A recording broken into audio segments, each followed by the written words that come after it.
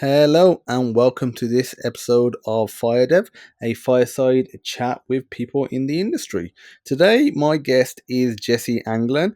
For anyone that has been listening to the podcast from the start, you will remember him, very early on. He is back to talk about, the new things that's going on in the industry, in his company. And yeah, welcome, Jesse, back to the podcast. Super happy to be back. Fantastic. How are you doing today? I am. I'm doing good. Busy, man. There's so much innovation happening in the space right now. It's just it's been a lot to keep up with everything. Yeah, that's good stuff. So obviously, like I was saying, we've already done a podcast before, but if you could just give a quick recap, of what rapid innovation is, your company, and a little, background history of how you know, got to the position you're in for anyone that hasn't listened to the previous episode. Sweet. Yeah, I'll give you the short version. So yeah, my name again, Jesse Anglen, and I've been in kind of the innovative tech space or Web3 space, as I call it, at least as I call it now. For quite some time. I got into learned about blockchain in 2011, and then got into Ethereum development in late 2014 before the Ethereum mainnet launched. Started building in that space for a while. And eventually started Rapid Innovation along with two co-founders. And we're focused on basically building out innovative technology inside four different verticals: blockchain, AI, ML, AR, and VR, and IoT. And we've grown a lot. I found there's a huge need for help in this space, just expertise and guidance and development help. So we're sitting at about probably right around 200 people on the team at the moment, and having a blast. Okay, that sounds good. So since we last spoke, rapid innovation has pivoted, more into the Web3 space, and you have something called the four pillars of Web3. Can you discuss that move and what the four pillars are? Yeah, so actually, it's an old concept. Back in 2019, when I was talking with Prasad and Tyson about starting Rapid Innovation, we were basically trying to figure out what we were going to focus on. And I personally believe that focus is a super important element of any startup. Like you need to have focus. And so we created a roadmap that started with blockchain and ended with IoT, and we called that the four pillars of kind of the next version of the web. So Web3. Back then, Web3 was really just blockchain, but we all kind of saw Web3 as becoming an integration, or maybe a combination of Web3, or of blockchain, artificial intelligence, augmented reality, and virtual reality, and then the Internet of Things, all working together. And so there's been elements of different projects that we've done, different entrepreneurs that we've helped, that have combined different aspects of all of them at some point. Whether that be blockchain applications that use AI and machine learning, or blockchain applications that utilize IoT for connectedness and putting data on a public ledger for accountability, or really any way that you can cook it. And so the idea early on was to focus on one of those pillars at a time, at one time, until we became experts in that pillar. I would say that we're all the way there with blockchain. We've spent a lot of time in that ecosystem, built out hundreds of different applications, and have a lot of expertise. We've been working in the AI and ML space for probably about almost 2 years now. And so I would say we're starting to build our expertise there as well. The AR VR is a newer one for us. We've been working in that space for maybe a year. And then IoT, we're just now beginning to pull that on as a stack that we can help people innovate in. Okay. Since we last spoke, technologies like ChatGPT and other AI tools have become a big talking point in tech.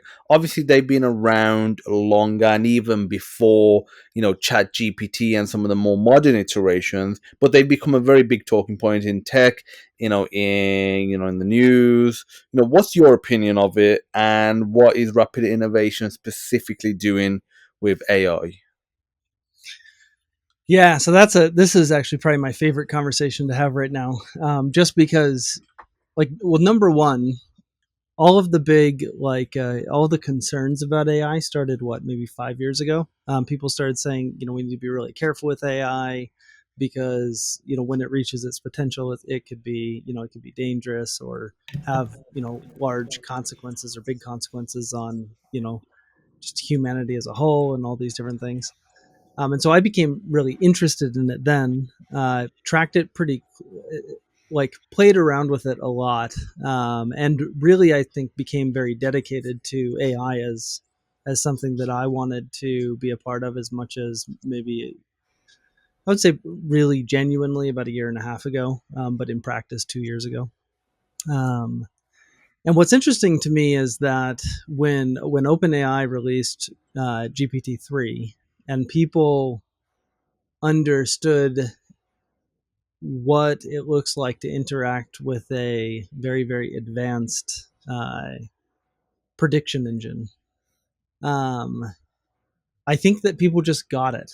Now, there's a huge group of people that still haven't really realized the power of a large language model that's trained well, especially with reinforcement learning. But enough people got it that it started to take off, and really, I think it's because when you have access to, like, not I don't want to call it human level intelligence, but let's call it human level mimicry. Um, the the landscape of innovation just opens up super, super wide. So I'm very, very excited for it. I do think there's some downsides, but I think that the upsides to technologies like ChatGPT or Stable Diffusion or some of what like 11 Labs is doing, I think that the benefits can outweigh the downsides as long as people are focused on ethical ethical improvements. I think that we need to think about it because there's some dangers with AI that a lot of people are not really paying attention to. Um, but I'm very, very excited for what the industry as a whole is doing and some of the ways that it actually integrates into blockchain. Okay. So you just touched on some of the, dangers of AI and that we should be aware of them. Like, what dangers are you specifically, talking about and you have in mind? Because obviously, when people talk about AI and dangers, they're thinking more Terminator. But I would like to hear, what specifically, keeps you up at night. Yeah, I mean, I think that there's like the kind of that extinction, like human extinction level thing that we're a ways away from. Although I read an article last night where someone's trying to get a bill passed that says that we should never give nuclear launch codes to an AI. Would be what the bill is for. I'm like, no kidding, you should never give what in the world. Is that something someone would do? So like who knows what people will actually like, what the human side of the equation actually looks like as far as like the dangers to that AI actually has on humanity. But I mean, some of the things just very, very practically. I've got a friend uh, who who has a friend who got a this guy got a call from his wife. Um, I'm sorry. The wife got a call from her husband, and he started asking her for information about their retirement account, Mm-hmm. and kind of their portfolio, because he was out and about, didn't have access to his computer, and he needed some personal information. So she gave him the information that he needed. And when he got home, he asked her if she had, figured out what she needed to figure out, and she asked him if he had figured out what he needed to figure out, and he's like, "I never called you." Well, as it turns out, some scammer gave her a call mined her for information, then called his retirement account and got them to transfer $1 million out of his retirement account. Um, Jesus. and so I think that's one of just the like scams in general. Generally are perpetrated by people that, you know, I mean, not all scams, but a lot of them come out of, you know, uh, kind of the northern areas of Africa or in India or different places like that, where people don't necessarily have, like, say, English as their first language, or there's very intelligent people that are trying to scam and they don't fall for it. Well, AI adds a certain level of authenticity and intelligence to what scammers are doing. I mean, now that the the prince in Saudi Arabia who needs you to transfer money to him isn't going to sound like someone who's never spoken English before. You know, he might actually sound sophisticated. So I think on Hmm. the scamming side of things, there's some pretty big dangers there. Just fraudulent activity. Um, I think another thing that scares me a little bit is human beings are we grow when we challenge ourselves. So when we challenge ourselves to solve problems, we challenge ourselves to think creatively. Like one of my favorite exercises is to do 100 lists, or what I call them. I don't think I made it up, but to just sit down and brainstorm like 100 ways to accomplish X, whether that be a marketing campaign or how to solve a specific problem that I have at work or even in my personal life. And it takes a long time, like as a human being, to sit down and come up with 100 different ways to market a product, or 100 different ways to do something that are all unique. Like that takes a while. Um, but it connects neural pathways in my brain, and that problem solving is like a super integral part of being human. Well, now if I want a list of 100 ways to market a new product, I can go to ChatGPT and ask it to do it, and it does all that thinking for me. I don't know how good that's going to be for people, as far as what that does to our brains when we start relying on electronic intelligence to augment the way that we think about and do things.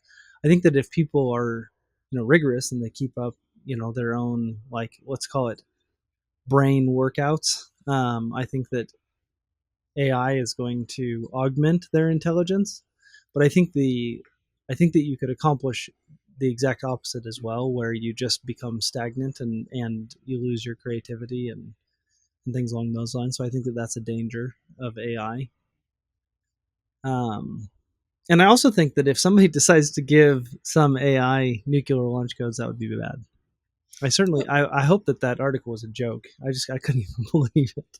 Yeah, I mean, like, I feel I think you'll probably agree. There's so many articles that, and not just related to AI, just any topic in the world, that come out, and you just think that that person probably couldn't find a better topic to write about. Like they probably had to hit some quota, or they knew that that topic, because it is ludicrous in nature, would actually get a decent amount of clicks and views and advertiser revenue. I think that there is an element of that as well, and the reality is somebody that's, I don't know whether you would call them dumb, but irrational, or if, let's just call them dumb. Like, it's somebody that's dumb enough to give nuclear codes to an AI or to anyone that they shouldn't. A bill won't stop that. Like, a bill won't stop them. It's No. like, the reality is, if somebody's committed enough to commit a crime like murder, having a law against it won't stop that person. Again, I'm not saying take away all laws and make murder legal, but there are some people, and so, like the nuclear code thing. Obviously, only a few people will ever have access to them anyway. And if that person is Yeah. mentally willing to not just think about it, literally willing to give those nuclear codes to an AI, the legislation isn't gonna stop that, because there'll be legislation that prevents a, let's say a prime minister or a president or somebody in power from pressing the button. Let's say if there is that, one big red button that they can press to launch the nuclear missile. I don't think they're going to go there with the intent of pressing it and then think, oh damn, there's a law written, in government that prevents me from doing it. Oh, I'm going to stop. Yeah. Yes, indeed. Well, I do know if anyone out there is listening and they're thinking about building an AI for launching nukes, just don't do it. That's a bad idea. But I mean, that does bring us to like the other side of AI, which is interesting. I'm assuming you've played around with like ChatGPT or especially ChatGPT 4 a fair amount. Yes, I have. I mean, I actually use ChatGPT and some of the other AI tools on a relatively regular basis. It's in a relatively, low key way. It'll be, let's say if I'm composing an email, especially to someone I don't know, and I can't be bothered to write, spend 10 minutes writing the email, but I know exactly what I need to say. I'll just get ChatGPT to create a nice looking sounding email and then just maybe tweak a few things to get the overall message the way I want it. So I like it for that, or rewriting some content. So that's been the main ways I've used it in a practical sense in my business and in day-to-day life. I've experimented it beyond that, had people have written books with it, got a list of topics, expanding on each topic and then going further and getting a bunch of pages. I've experimented with that just to see what it can do, and just ask any questions. And another thing that I tried but I haven't practically done yet because I haven't had a scenario where I've needed to, but I just checked out the coding side of it where I was like, give me the bubble sort in C++, and he gave it me and I was like, that's pretty cool. Consider if let's say C++, that probably you could implement bubble sort with a bit of googling, and instead of going through all that hassle, you just grab a piece of code from the AI. Obviously, the problem with that is somebody that isn't that good at coding, they get the code. Let's say they're able to make it work, but then people think they're better than they're not. So obviously, that's the flip side of it. Yeah. What it does is it allows people who have like for instance, I'm not a very good writer. Never have been. I can't. I'm not a great speller. I'm not a great writer. But what I've always been very good at is thinking very high level about abstract ways that that certain technologies are going to affect people's lives. And so, like one of the ways that I've been able to use it is basically give it an idea and say, like, here's my idea, and I need to find a way to actually communicate this to people in a way that they're going to want to read it, right? Because they're not going to want to read what I write. And it does a phenomenal job at stuff like that. The other thing that it does that's really interesting is that it has a certain element of novel creativity, which I find fascinating.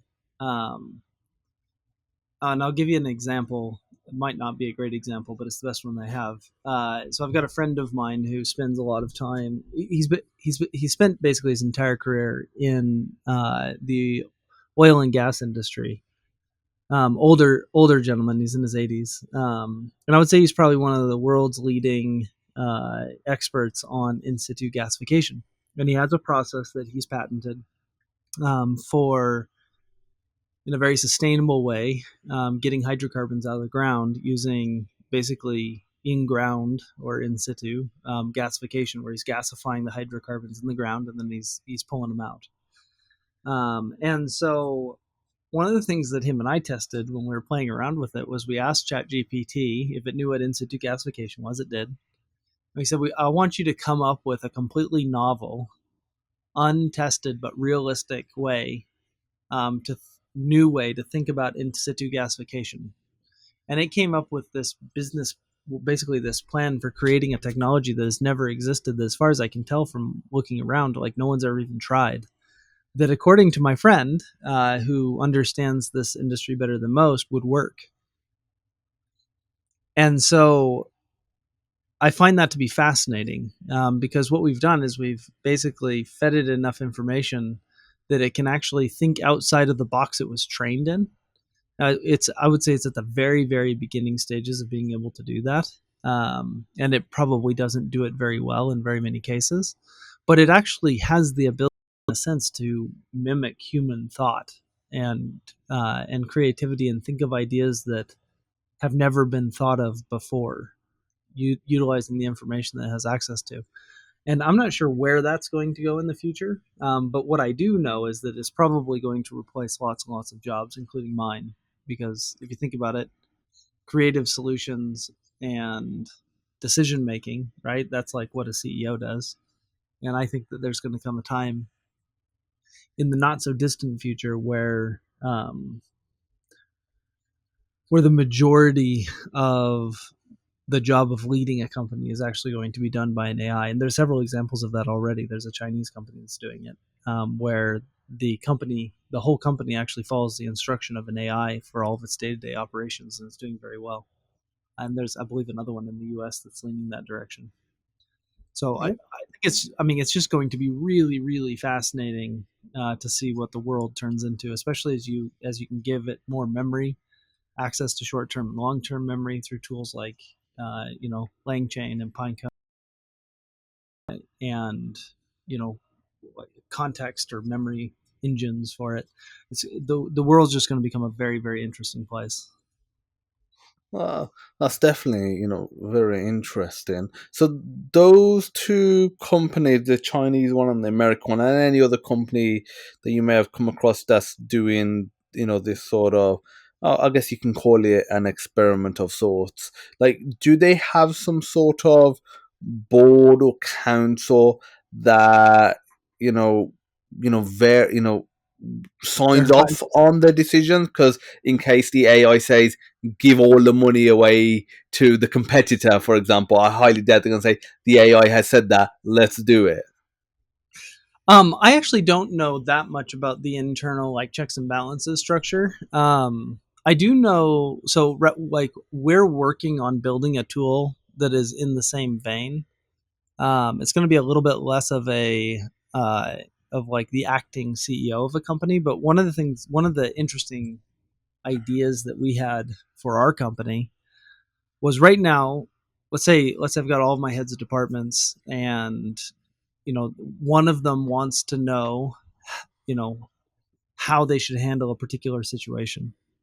Right now, the only method for doing that inside any company is you get a hold of your boss, and if your boss doesn't know, he gets a hold of his boss, and if his boss doesn't know, and it just goes up and up the chain, right, until whoever that last decision maker is. In the case of our company, that's me.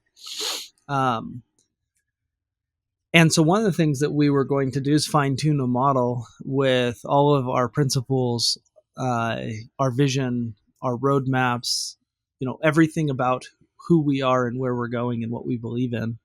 And then anyone in the company can basically have a conversation with the core values of rapid innovation at any time when they want to go and make decisions. Um, and then put some guardrails on it so that if a decision, like if there's not certainty in the advice that it's giving, it will just ask it to go up the chain. And so we're building some interesting tools like that, that I think will probably play a role more so in how companies work in the future, because then you basically have access to the decision maker in your company at all, at any time of day or night. Um, and I think we'll probably see those kinds of, I guess we'll call them context slash decision engines inside companies in the not too distant future, simply because it allows people to move more quickly and innovate faster, especially on a large global company. Um, but they're interesting problems to solve. I mean, these are problems that no one's ever had to think about before. Oh Uh, yeah, for sure. I mean, just recently, me and my wife had a couple of friends around, and we was just hanging out with playing board game, and it's actually a college friend of my wife's and her partner. Well, we're all friends now, and my wife's friend, she's doing a teaching degree now, and she had just recently been really busy because she was writing her dissertation, final year, and she's not very technical, like, at all. Not even to really use a computer that much. Obviously she uses a laptop, a computer, a phone, but she's not very technical. And I can't remember how it came about, but she said she used chat gpt to help with some of the writing of her assignment. And like, that to me was, one, shocking because, like I said, she's not very technical, and two, to actually use it, for a dissertation, and the implications of something like that. Again, she, from what I could tell, she used it like a little bit just to rewrite, some stuff that needed, rewritten. So it wasn't in any major way. But when you do have that capability at hand, because I remember when I used to be in high school, Google Translate has obviously got a lot better than it used to be, 15 years ago when I was in high school, 15, 17 years ago. But I remember it was pretty early on then, it was new. And I remember doing French, and if you would put it into Google Translate at the time, for the most part it would translate it word for word, but not rearrange the words according to the semantics of the language, because obviously they might say in a slightly different order, in a way that it doesn't make sense in English, and vice versa, doesn't make sense in French or any other language if you do it in the English order. And I remember there was a bit of work that I did, a piece of coursework that I used the AI, not the AI, sorry, the Google Translate for, and the teacher immediately realized there was something wrong with it. They, in a roundabout way, asked did I use like a Google Translate or something. I denied it, and they just said basically rewrite it. So I ended up just rewriting it manually myself.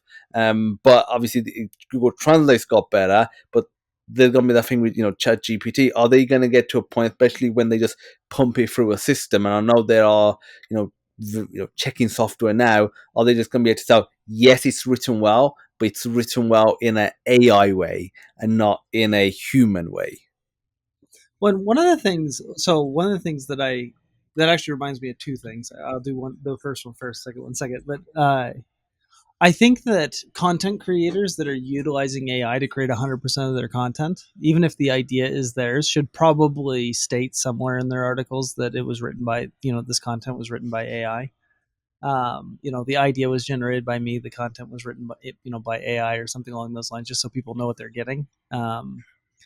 But I don't know that that's super necessary, because I've been watching the AI detection systems that are in place, and they're getting way, way better. I mean, I would say that stuff that you could get away with even 3 weeks ago, you can't get away with today, through the new innovations in AI detection.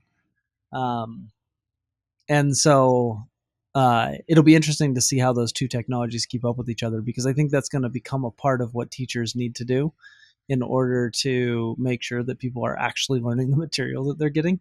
But that brings me to my second point, which is my daughter was struggling with a concept in math, like a few weeks ago, 3 weeks ago. And I had done the best that I could explain it to her. My wife had tried to explain it to her, and she just could not get it. And I didn't know how to answer her questions, because I don't think I really understood what it is she was getting at with the questions that she was asking. And so we sat down with ChatGPT. We told it what we were trying to learn, asked it to act as a math tutor. And then she said, I don't understand this concept, and then explained it, and she read it. And then she came back and she's like, well, that doesn't make any sense because of this and this, which is what she had been telling me, but I didn't know how to explain it any differently. Well, ChatGPT was like, oh, that makes perfect sense why you think that. Let me explain it a different way. And it brought her through step by step to where she fully understood the concept that she was trying to learn. And so I think, like anything, there's a massive amount of potential for this to be used to help educate, and there's a massive amount of potential for this to be used, for people who just are looking for good grades to not educate themselves and still get good grades. And as technology progresses, I think that we'll continue to be faced with, the implementation of technology that that does both. You know, it's a double edged sword. I just think with ChatGPT, it's very obvious, because, well, there are people that got on with GPT-3 when it was a lot harder to use, and were making thousands and thousands of dollars a month writing articles for people that were SEO optimized, on freelancing platforms that couldn't write, that didn't actually have the skill, and they were just undercutting everyone who was actually manually writing those articles. And I mean, you still see some of that today, even. People hopping onto freelancing websites and writing articles for people that, and they're not even writing those articles. And so, is that good? Is it bad? I don't know. But what I do know is it's going to force a massive innovation wave, which for me, I mean, that's the thing that I think that I am most interested in is innovation. That's why I named my company Rapid Innovations, because I believe in innovation. I believe that we should be iterating and innovating quickly.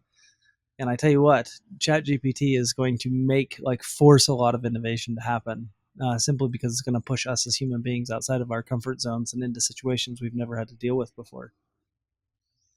Oh yeah, definitely. And the thing with tools like AI, ultimately, excluding, giving these tools, the nuclear launch codes, or something that's more, really damaging to society. Ignoring that, but just the general stuff, they're just tools. Because at the end of the day, if you give a high-powered drill to somebody that's never done DIY before and let them loose in a house, I don't think that they're gonna do, some good to the house. But if you give it to someone that knows how to drill, that knows how to use a screwdriver, that knows how to use like a spirit level, that knows about, what tool, like what screw piece to use based on if it's wood, if it's, brick, if it's, metal, all that sort of stuff, the drill can enhance that person.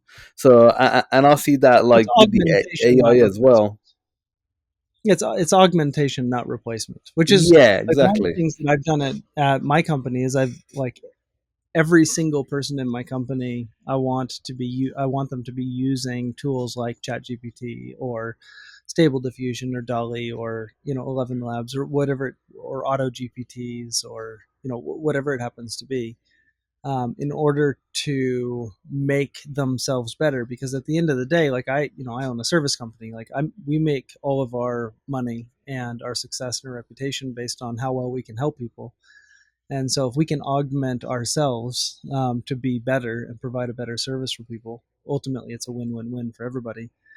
And so I think that you're dead on. Like, it's about human augmentation.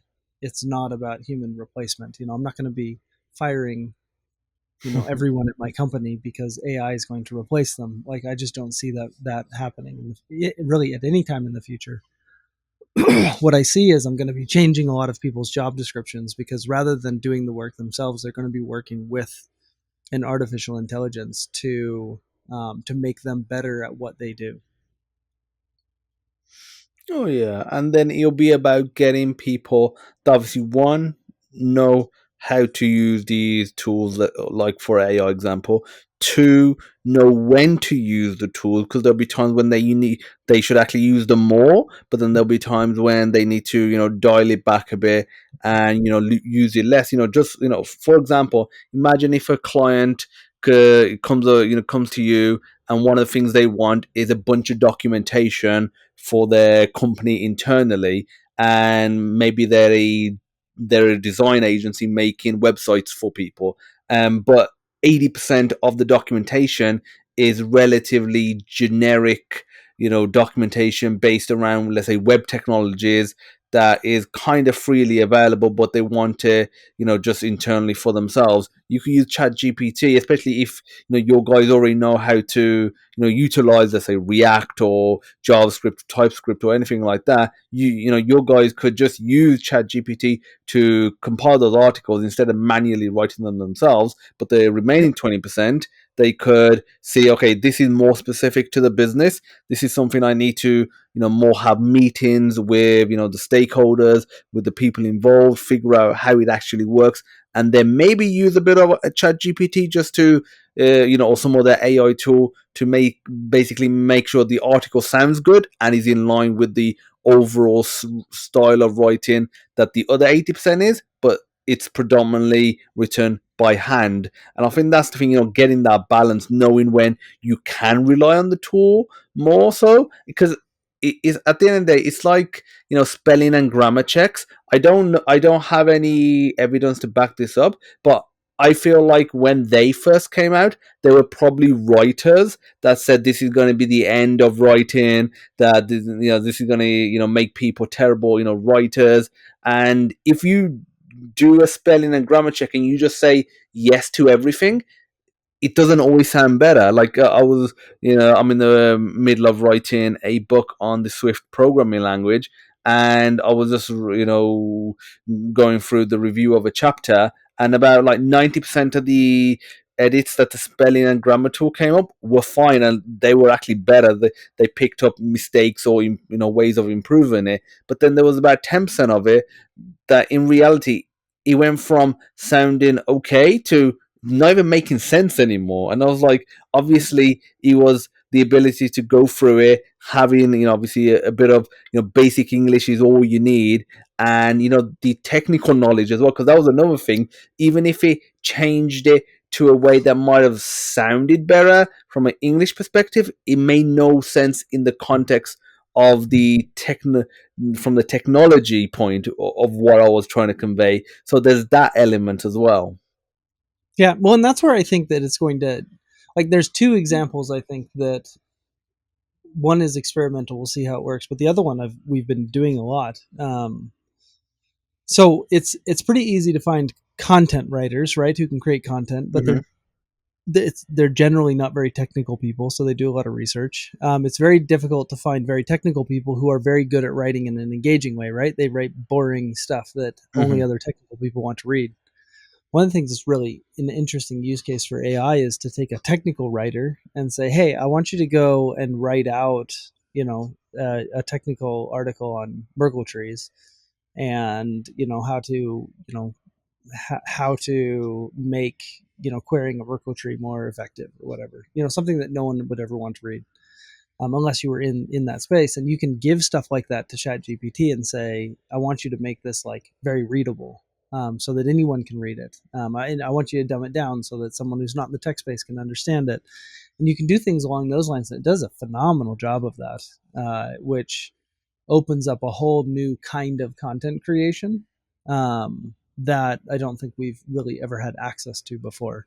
Even just like me, like, I'm not a great writer, but I've been able to get some of my thoughts on paper in a way that other people can understand it, simply because ChatGPT can augment my poor writing skills, and just take my ideas and put them on paper for me. If I give a very poorly written idea or poorly written article.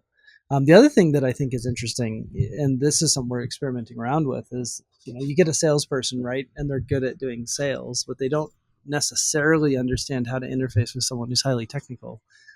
And that's a very specific problem in my company, right? Because I've got people who are very passionate about Web3. They're passionate about these, what I think are the four pillars of Web3, but they don't necessarily understand all the technical questions they ought to be asking when they're gathering requirements to put an estimation together, which is how you give someone a really, really good experience. And so one of the things that we're working on building right now is basically a fine-tuned model that will listen to the conversation that a salesperson is having with a prospect, and it will suggest questions that it ought to ask in order to gather all the relevant information, to put together a like an RFP, or a statement of work, or something that can then be given to the estimations team, so that we actually can give more accurate estimates. And I think in that regard, which once again is just another use case of augmentation. You can upgrade the user experience of humanity by augmenting people in their weaknesses, and turning those into strengths. And so that's where I see the majority of the innovation happening over the course of the next 5 years. I don't see it as replacement. I could be wrong. I mean, maybe we'll all be out of jobs, but I just don't see that happening. I think that salespeople will become better, content creators will become better, coders will become better, lawyers will become better. Like, all of these people are going to become better at what they do, because the parts of their job that they're not great at, there's going to be a fine-tuned AI model that is good at that part of their job.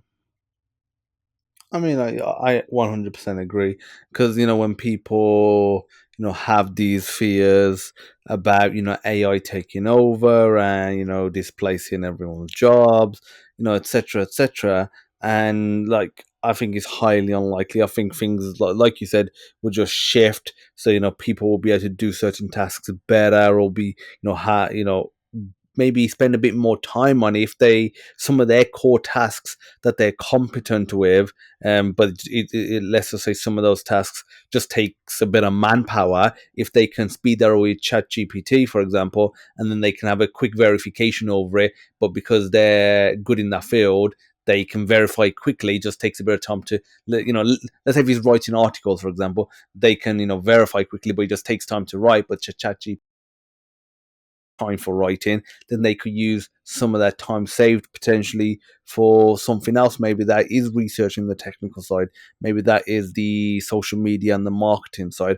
Obviously, you'll get people that won't utilize it that way and will just try and rinse it. They'll, let's say, try and write the article, pump it out without doing anything extra. And maybe they might not even have any technical knowledge. But I think the market will, for the most part, just get rid of those people pretty quickly, and you'll be the ones that use the tools, know how to use the tools, but also know, to a certain level what they're, if it's writing, for example, what they are writing about as well. Because it's also another thing that's important is what are you asking, Chat GPT? Yes, they might give you a good answer based on what you're asking, but is that even relevant to the message you're trying to convey? If you're writing a set of articles using AI, and the set of articles is about HTML, CSS, and JavaScript, those three languages, if you're not asking the right questions, they might be well written and factual, but they might not provide any basis. For example, if it's about the history and the basics of web technologies, mainly being HTML, CSS, and JavaScript, if you're asking some questions that aren't relevant to that, people will soon either see that you've used AI or just think this isn't worth my time and energy.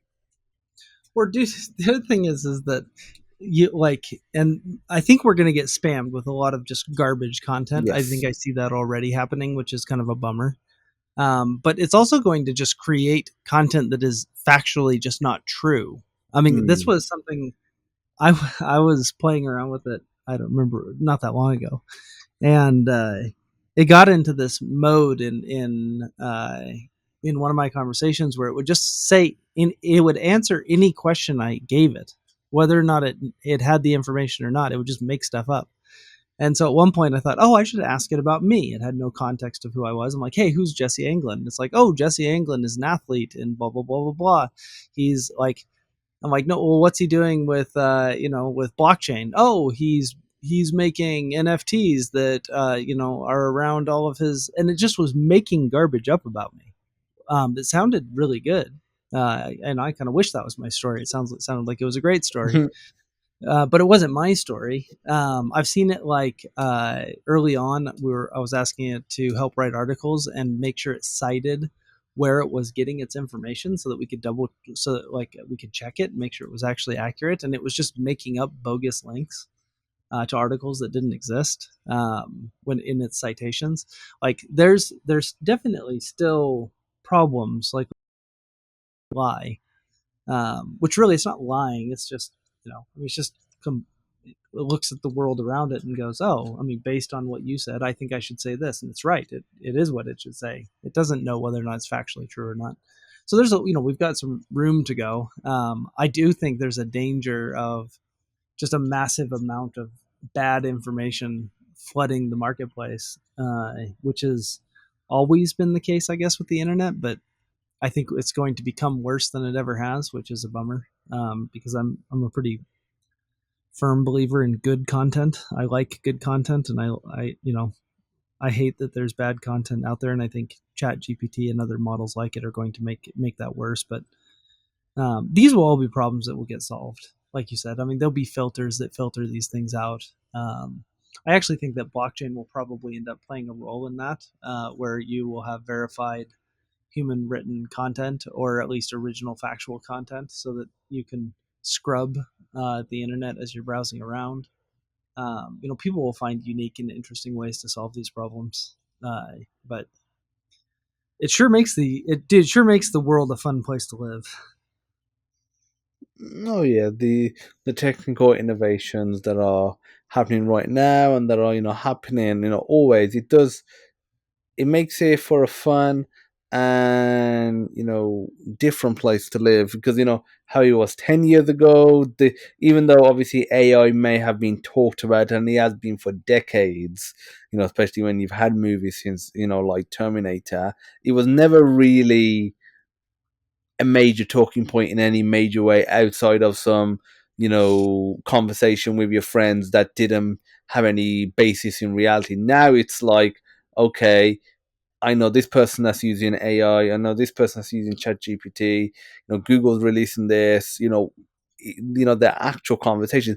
It's like VR. VR is a proper thing that you can discuss now, and many people have used it. 15 years ago, it was a pipe dream. Like if you had, described what VR effectively is to people, that was PlayStation 3 era. People would have been like, no, that's not happening. Well, it wasn't even 15 years ago. Then I'm a little bit late to the party. Oftentimes, I think there are people that are always way ahead of me. Mm-hmm. But even 5 years ago, I would have told you it was going to take 15 years to get to where we are today. Mm. And so I mean, this is moving really, really fast, which is very exciting. I think that's where the fear comes in, though, right? Is that what happens when we cross the line between an artificial intelligence, which means ultimately something that is fake but acts intelligent, mimicry, prediction, text prediction, uh, and when we kind of cross that bridge to where an AI actually begins to have its own way of thinking about things and creates it and becomes creative and learns on its own, and we actually have like an artificial general intelligence, where we've crossed the line into an actual like mechanical intelligence. Um, and I think that these are questions that we really ought to be asking ourselves, because we're on the road to get there. And I think everybody has thought that these problems are problems that, another generation can solve because we're 50, 60, 100 years away from it. I just don't think we are anymore. I think we're 10 years away from needing to have a serious discussion about what happens when we create a mechanical intelligence. Um, and so, uh, yeah, the world's going to become a very, very interesting place. Have you messed around with auto GPTs at all, where you use multiple agents to like create like multi-threaded thoughts? No, what's that called? GPT, did you say? Yeah, auto GPT. So auto No, I haven't. GPT is this concept that instead of using something like Chat GPT, you actually create a small program that you give basically you give GPT-4 or 3.5, whichever you've got access to, a goal and a task, and then you give it permission to create other agents that then go and do different tasks, whether those tasks be gathering information from the internet and then like parsing that information into usable formats or different things along those lines.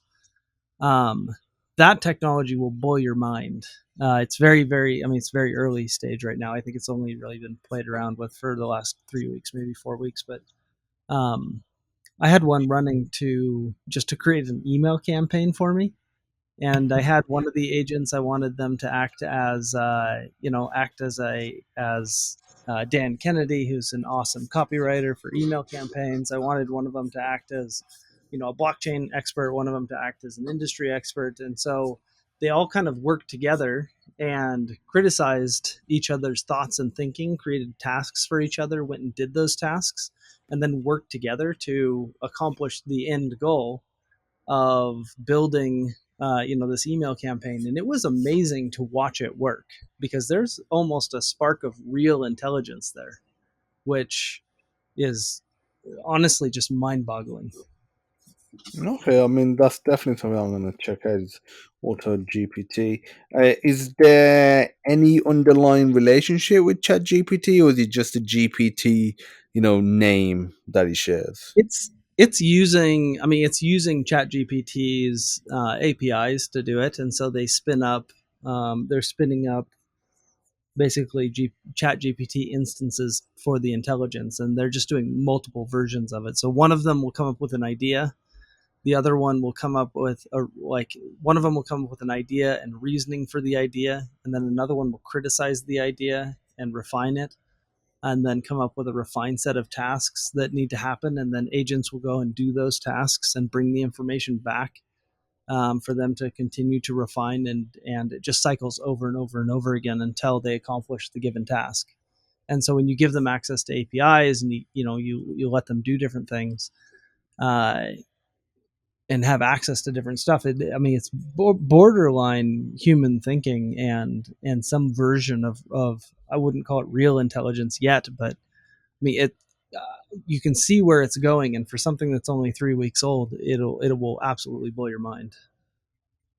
Okay, yeah, like I said, definitely something I'm gonna have a look at. So rapid innovation, you've been talking about Chat in GPT, and obviously some of the work that you guys are looking into. Well, what other tools like that are you looking into that the average person may not have heard about? And a follow up question: what do you think of like Google Bard?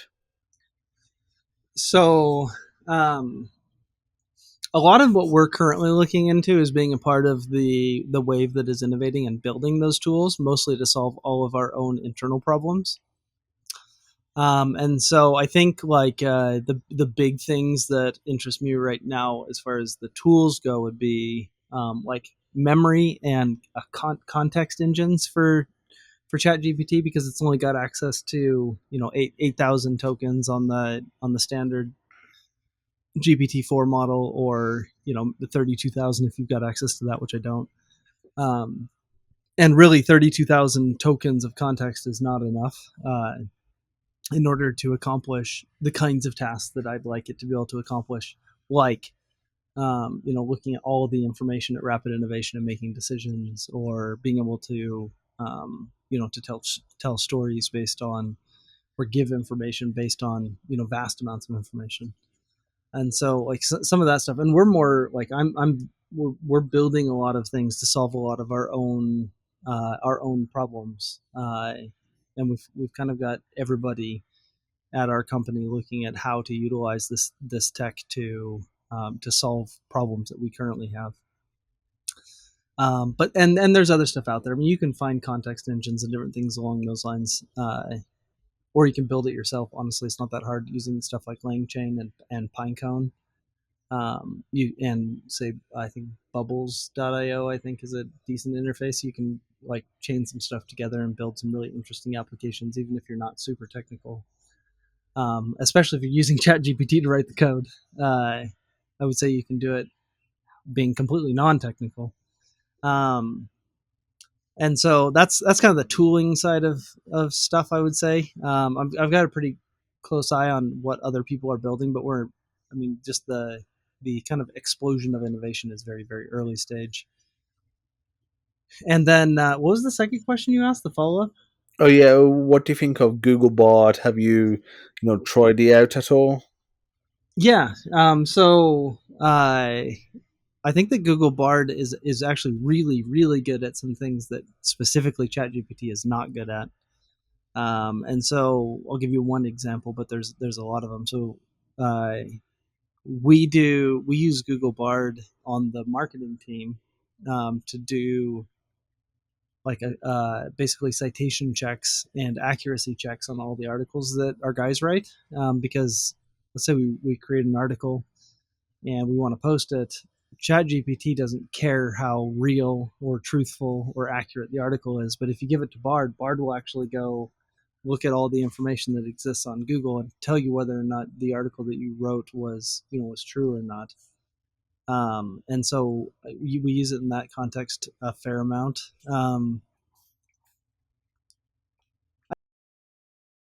Uh, Bard is not as good at human communication. It acts a lot more like, say, GPT-3 did, where I mean, it's impressive, but it's definitely impressive, but it's not. It isn't like talking to a human. Whereas I would say GPT-4 is like having a conversation with another human being, which is kind of that, I think, level that it finally crossed with 3.5 that really got the world's attention.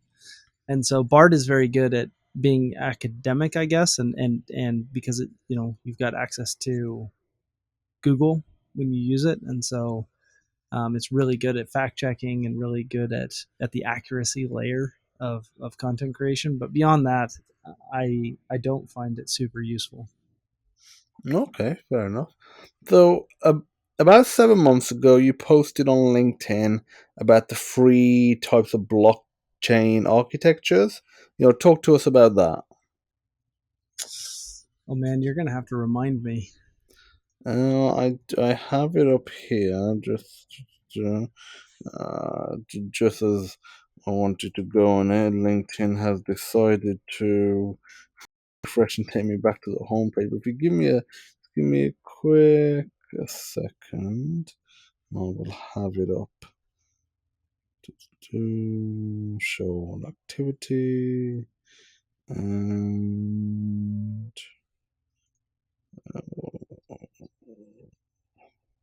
yeah, okay. Three types of blockchain architecture. You mentioned like public, private, and consortium. Oh yeah. I remember that article now. Um, so I think if I remember correctly, and this is a while ago, but if I remember correctly, the one of the things that I have run across in my blockchain career is a bunch of different phases. So early days, early Ethereum days, late 2014, early 2015. The idea was that everything on planet Earth needed to be put on a public blockchain because transparency is like the thing that we need to do, and all of this kind of stuff. And when the idea of say a permissioned chain came out, um, that was that was I would say the majority of the people inside the Ethereum ecosystem were like really, really against it because it didn't follow the ethos that a public blockchain follows. And one of the things that I have discovered as I've been in this space for as long as I have is that the the end goal that someone is trying to accomplish is more important than following the ethos of a certain tool. For instance, you've got like say MongoDB versus SQL, where you've got unstructured versus structured databases. Like unstructured databases work really, really well for certain things, and they don't work very well for other things. Generally, things that require a structured database. And so, if you want to use a tool like MongoDB to do a task where you really need structured data, what you end up doing with MongoDB is turning it into a really complex version of of something like a structured database. And I think with blockchain, it's the same kind of thing where people need to understand what the end goal that they're trying to accomplish is. So I'll give you a really good example of this. Um, for let's say that you've got a oil and gas company, and that oil and gas company has certain regulations that they're supposed to, and it's publicly traded. So a publicly traded oil and gas company like Halliburton or Shell or something like that, they're out there and they're running their oil rigs and they're doing all their stuff that they're supposed to be doing, and they have specific regulations that they're supposed to be following, partly to align themselves with environmental concerns, safety concerns, things along those lines.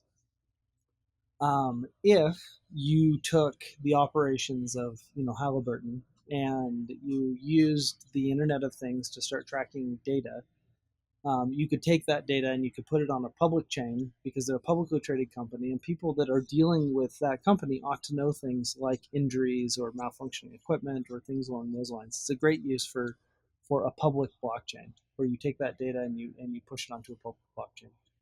Now, depending on the amount of data that you have, it might not be feasible, right? So that's where you've got, second layers like Polygon, right, where you can push it to something that's a little bit less um, expensive because of the space allocation. But then you go to a different scenario where you've got, say, like a healthcare facility that wants to organize their healthcare consortium and give a patient better service, right? So when you go get your X-rays, you don't have to wait 10 years for your X-rays to go from one department to another department because they don't know how to talk to each other.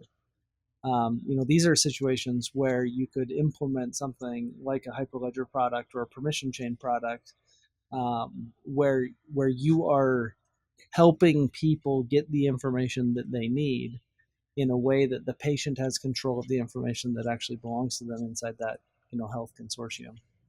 Um, and so, if I remember correctly, the whole point of that article is don't make sure that you're looking at the end goals of what you're doing, and uh, and then pick the tools that actually work for you, because at the end of the day, you are trying to accomplish specific goals. You're not necessarily trying to use specific tools. Oh yeah, 100% agree. Like it is about the tool itself, and like the example that you gave of a regular SQL, MySQL database versus MongoDB or whatever it is. People get so married to the tool itself or the approach, and I'm sure you come across it all the time, and that they don't really do anything. Like they'll have the most efficient way of doing it, but they haven't actually done it. Whether it's making a game, writing a book, or setting up a database. And the reality is, the best one is the one that actually works.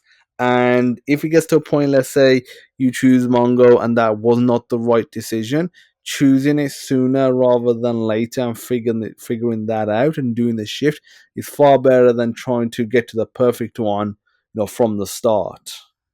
Yeah. Well, and if you're building like a decentralized finance product, you probably don't want to put that on a permission chain, Yeah. where you have to trust a bunch of people, right? The whole point of decentralized finance is for it to be decentralized. And I couldn't tell you how many times that people have come to me and they're like, "Hey, I've got a great idea for a DeFi product, and we want to build it on, on Polygon Edge." It's like, but you're talking about building something that's supposed to be decentralized on a centralized blockchain. Like how does that even work? Well, they're like, well, it has to be decentralized for our marketing. I'm like, so people are just I don't know, people are just crazy, or they want to take and put a bunch of people's private records on a public blockchain. It's like, no one's going to be interested in doing that. Like, it's just not going to happen. Um, No. and so, yeah, always use the right tools for what it is that you're trying to accomplish. And I actually think like we built some really amazing stuff on permissioned chains. And like consortium architectures where they're very, very centralized, but they're decentralized in the consortium of people that are all working together. A really good example of this would be supply chain applications where you have a bunch of different manufacturers that all work together to build a specific product. Take Boeing, for instance. They build airplanes, but they work with a lot of people to get those airplanes built, whether that be electronics or the people who manufacture the brackets for the seats, or et cetera, et cetera, et cetera. Well, those people need to work together, and traditional styles for supply chain manufacturers to all work together to accomplish a single goal, like we're people, right? We suck at that. And that's where taking a permission chain and plugging all those people in as nodes so that you can share the correct information at the correct time can quite literally save companies hundreds of millions of dollars a year, if not, I think in the case of Boeing, it was close to $1 billion they saved their first year.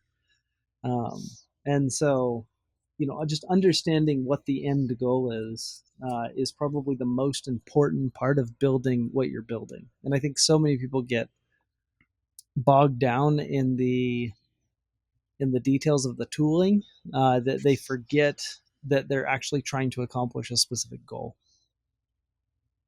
Oh yeah, that's definitely true. Like people need to first and foremost to think, what they're trying to achieve. So, rapid innovation, it's an agency. How does, in your opinion, one go about starting a agency, especially one that isn't charging, pennies but good money for their services? Because it's one. So let's say if you're just making websites, that's what your agency is. It's one thing saying, oh, I'll make your website for 2, 3, maybe 500 quid. You probably get a fair few clients like that with average people. But if let's say you go to them, it's gonna be £5,000, and that's just gonna get you, an analysis of your company, or what you want to do. We're not even going to give you a product at that point, and then it might be a further 20, 30 grand, and and then there'll be more money if you want it designed or a logo, that sort of stuff. So how do you go about that, and how do you get clients if you're trying to build an agency like that? Yeah, so I mean, I can only speak from Hmm. experience, and it's across. It's across a couple of different companies that I've started that have been successful in the service industry. But I'll take Rapid Innovation because that's kind of the newest one that's been successful.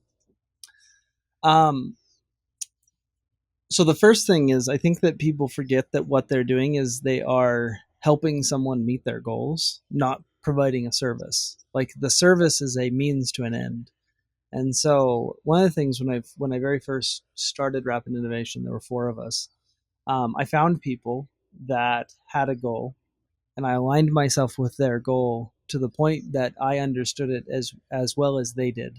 Whether that was building a website so they could go out and raise money for an ICO, or building a really really complex architecture for for smart contracts, or whatever it happened to be. Because at the end of the day, what I realized is that the only way that I was valuable as an agency, as you're calling it, or as a service provider, is if I'm actually able to help them meet a goal that makes them money or accomplishes whatever it is that they want to accomplish. That's where my value comes from.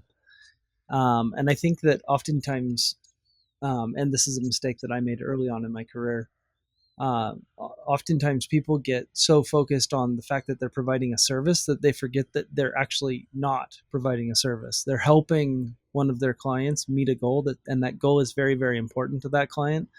And not only is that goal very, very important, but there's like a reason it's important, whether or not it's making money, whether or whatever it happens to be. And people will always pay really you whatever you want within reason. Um, if you promise them or are able to make the claim that you're going to help them meet their end goal. And so I believe that that's the number one foundational thing that people who are starting an agency need to think about. So if that is, I mean, if you're a guy who builds websites, then you're just a guy who builds websites. Like you're easy to price shop. People are just, they'll go on Upwork or Fiverr or wherever for, $300 or quit, I should say, since we're talking over the pond. Hmm. Um, but if you're more than a guy who just builds websites, and instead you're somebody that's passionate about what it is that your prospect or client is trying to accomplish, and you're actually trying to accomplish that with them through building a website or providing your service, that is incredibly valuable to people. And rapid innovation is not like there's a lot of service providers that write code that are less expensive than we are. There's tons of them actually. And if somebody comes to me and they're like, "Oh, price is the most important thing to me," like I can't pay very much. They're not interested in us partnering with them to help them accomplish their goals. I'll give them a list of people that I think do a pretty decent job, and they'll write code for them because there's a ton of people that do that. But those aren't the people that I'm trying to work with, because I'm trying to work with people who are very passionate about upgrading the user experience of humanity through innovation. And so I focus on people who will do whatever it takes to make that happen, and then pull them in and treat their project like it's mine. And and have taught everyone inside Rapid Innovation to do exactly the same thing. Because at the end of the day, we're not an agency or a service provider. We really are a partner that comes alongside. And I think anyone who wants to be successful has to see it that way, whether or not they're marketing someone's product, building websites for somebody, doing consulting, writing code. It really doesn't matter. Um, the value in that transaction is you fully committing to the person's end goal and helping them meet it, no matter what it takes. No, In yeah, exchange, definitely. So, which like individual and company do you think is the most important and influential in the Web3 and blockchain space right now?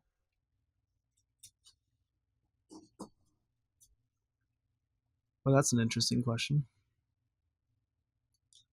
Which individual and or company? Um, all right. Well, I'll be more generic at first, and then I'll see if I can narrow it down. So I believe that ZK technology and like trustless or zero knowledge, I guess, technology is probably the most important innovation in the Web3 space, or at least in the blockchain space at the moment. And so there's a lot of companies that come to mind that are kind of innovating in that space. But I think that ultimately, we bring a certain level of scalability um, to the blockchain space that is necessary with stuff like zk rollups and things along those lines. We bring a certain level of pseudo anonymity back to the chain with some of the zero knowledge proof stuff, tech that is being built right now. And so, like, I mean, I don't really want to single anybody out, but like Starkware is a project, is a, those guys are super interesting to me at the moment. Um, Fuel Network, I think, is really, really interesting with some of the stuff that they're doing with the UTXO based smart contracts, wrapped up inside of an optimistic rollup. I think that there's a lot of potential there. I think some of the other like really underrated stuff that kind of got a little bit of a start last bull run and hopefully will continue to innovate would be some of the fully decentralized cross-chain functionality projects. So like one example that comes to mind would be uh, Rune. It's not Rune though. What's the name of their project? Rune's their token. Um, Why can't I think of it right now? mm, Just no, my brain. I can't think of it Doesn't either. matter. Rune is their token, so if you look it up, you'll see their project. But they're doing some really, really interesting stuff. I think they've just integrated with Shapeshift and are working pretty closely with Eric to do some interesting stuff there as well. Um, and so I would say for me personally, those are probably the two like large sectors that I'm interested in. Some of the companies that I'm paying attention to. Individuals, that's a little bit harder. There's too many. Okay, fair enough. What do you think of market manipulation, by whales in, especially, in cryptocurrency and probably, blockchain to an extent? How do you think it can be controlled if you even think it needs to be or can be? I mean, so number one, you'd have to believe that it's only a problem inside the crypto ecosystem, which it just Hmm. isn't. Market manipulation has been around for as long as markets have existed because it's a way that people can make money. And I think that blockchain eventually will actually provide solutions to. Um, I think it could potentially provide solutions that traditional markets could not, beyond just regulation, right? Like in the traditional markets, we have solved the problem of market manipulation by throwing people in prison. I think in the blockchain ecosystem, we can find solutions that solve market manipulation through, you know, smart pieces of code that are executed on chain and in different boundaries, and I would guess maybe you could even consider it regulation that's built into the chain itself. But I do think it is a problem in the sense that it happens. Do I think anything ought to be done about it? I mean, not to be, and this is just my personal opinion, but not really. Um, I think that as like for me personally, I focus on the utility of blockchain more so than the trading side of it. Like I've never really been a trader. I've never really been the guy who's out, day trading or swing trading or doing any sort of trading. I'm interested in the utility of what a certain piece of technology has to offer people, and that's why kind of my personal mission statement for my life is, I want to upgrade user experiences through innovation. And so when I see an opportunity to upgrade someone's user experience or a group of people's user experience through blockchain tech, like I'm very, very interested in the utility of that, of that platform or protocol or project. And once people see that and value starts being dumped into that protocol or that token or whatever provides the utility, like you're going to get manipulation because people see it as a way to make money. I think as the markets get bigger, you'll see a little bit less because it's hard to move a big market. It's pretty easy to move a small one. But I think if people just continue to focus on the fundamentals and the traders understand the risks and are really careful, I don't think at this moment in time very much needs to be done about it. Okay, I mean that's fair enough. At least you're honest about it. And I did like the point that you made about, are you, thinking about it from the perspective it only exists in blockchain and cryptocurrency, which I agree with you. It doesn't. Market manipulation happens in other areas as well, and there's little that's been done about that. I think it's very easy to blame blockchain and cryptocurrency and these technologies because one, they're new, two, they have still a lot of bad stigma around them. So it's very easy to say market manipulation is really bad and it's a huge problem in these technologies, even though that's an issue in regular markets as well, especially when you got politicians. I know it happens in the UK, but especially like in America, where they know a certain bill is about to get passed, and they'll like buy like millions of shares in a company or dump millions of shares that they've had in a company because they know a law is about to get passed, and that's insider trading, and they don't get put down, sent to jail or any fine for that, even though the consequences for a regular person doing insider trading is really severe. So yeah, there's huge market manipulation outside of cryptocurrency, and that's not really being tackled in any major way either.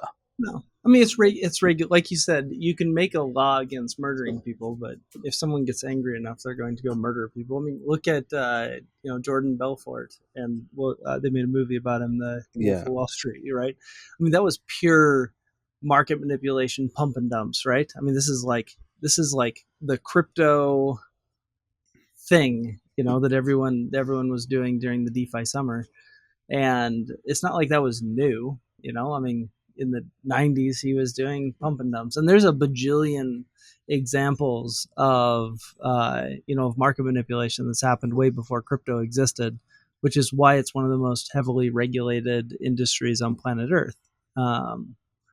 And so I think that we have a better chance of regulating it in a way that that is more automated, because in the traditional financial world, we can't write code that self executes on the Nasdaq. Like, it doesn't exist. But we have the opportunity to do that in blockchain, and I think that's an opportunity that humanity has never had when it comes to a financial market where value is exchanging hands.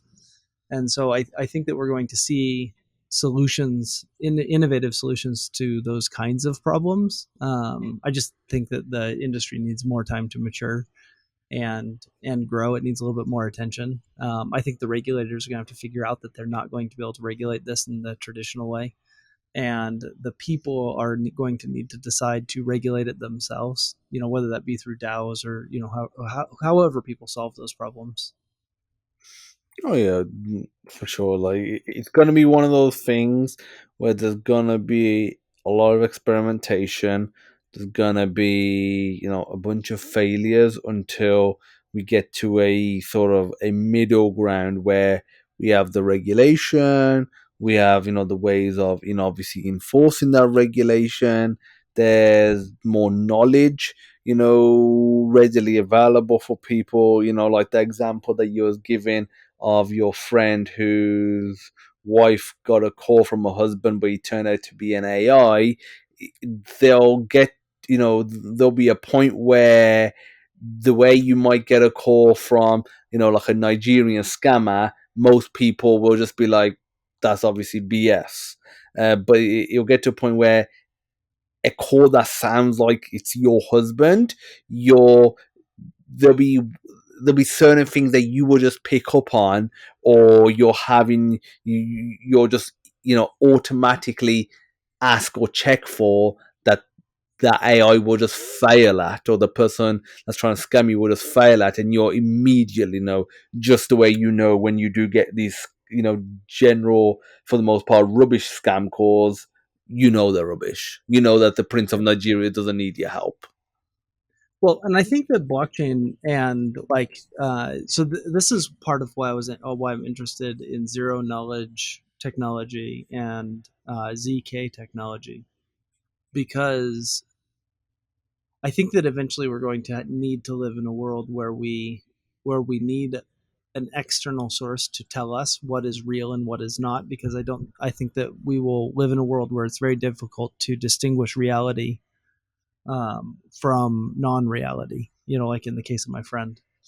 And so I think that that's where you will see technologies like zero knowledge proof protocols that verify that the person calling you, the number is not spoofed, that the email that you're getting is correct and not written by an AI, that when someone gives you information, that information is correct. Now, do I understand exactly how all of this is going to play out, and what's going to be built in order to make all this happen? Like, not really. I see parts and pieces of it, and I think I see that there are solutions to these problems in the innovation that's currently taking place.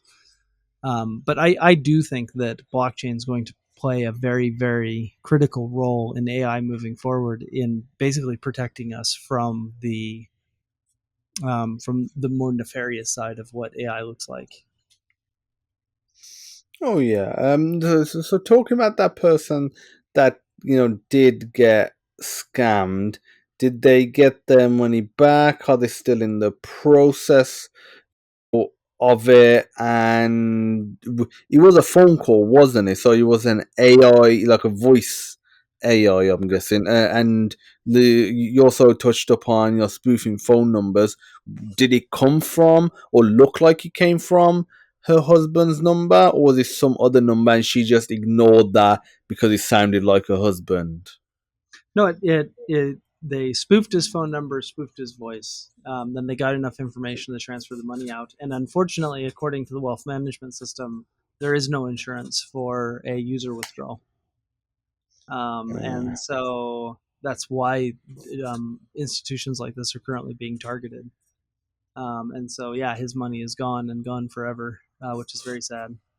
yeah. So that individual that they targeted, did they have some sort of online presence or something that they was able to spoof the voice from, like, because I understand if they had some reference material that they could easily access to do it. Not that it's not scary, if that is the case, but if they didn't and they still did it, and this person was effectively a nobody, even though they had a bit of money, that's obviously even more, scary.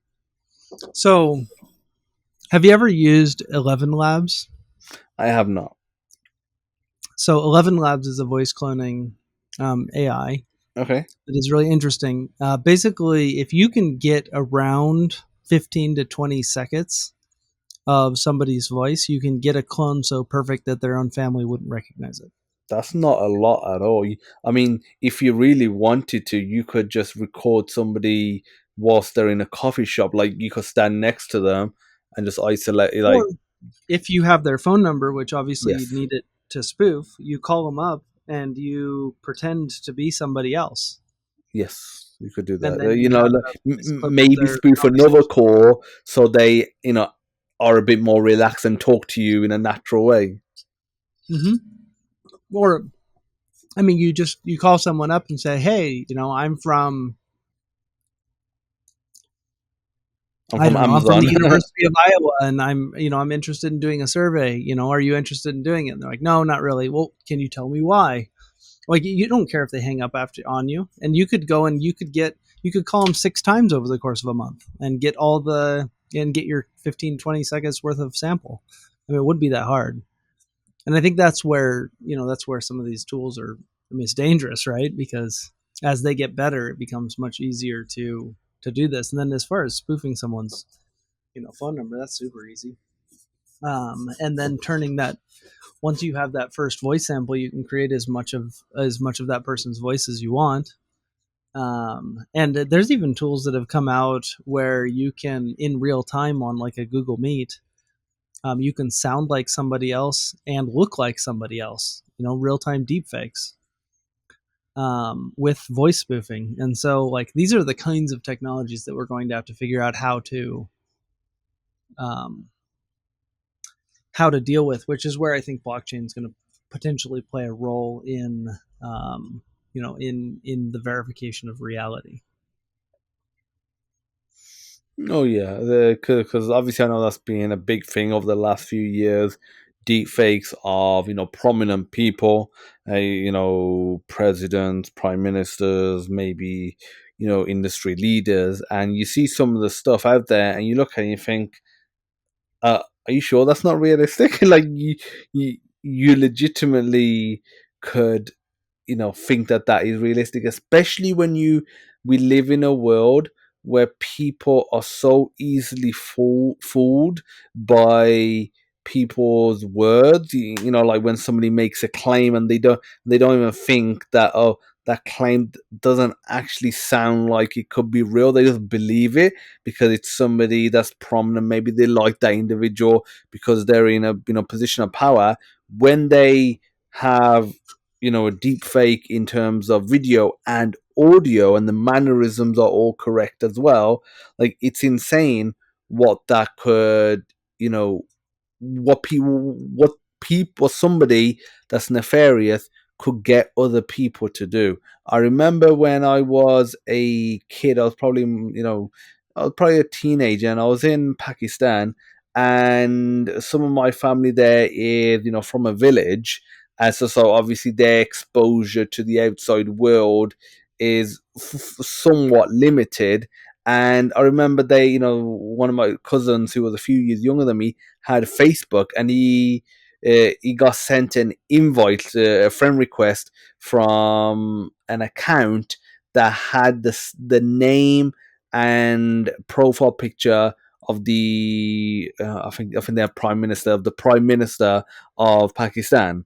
And anyone in reality looking at that Facebook account, you could tell it's a fake account. One, he had Jack Hall subscribe, for friends, and it wasn't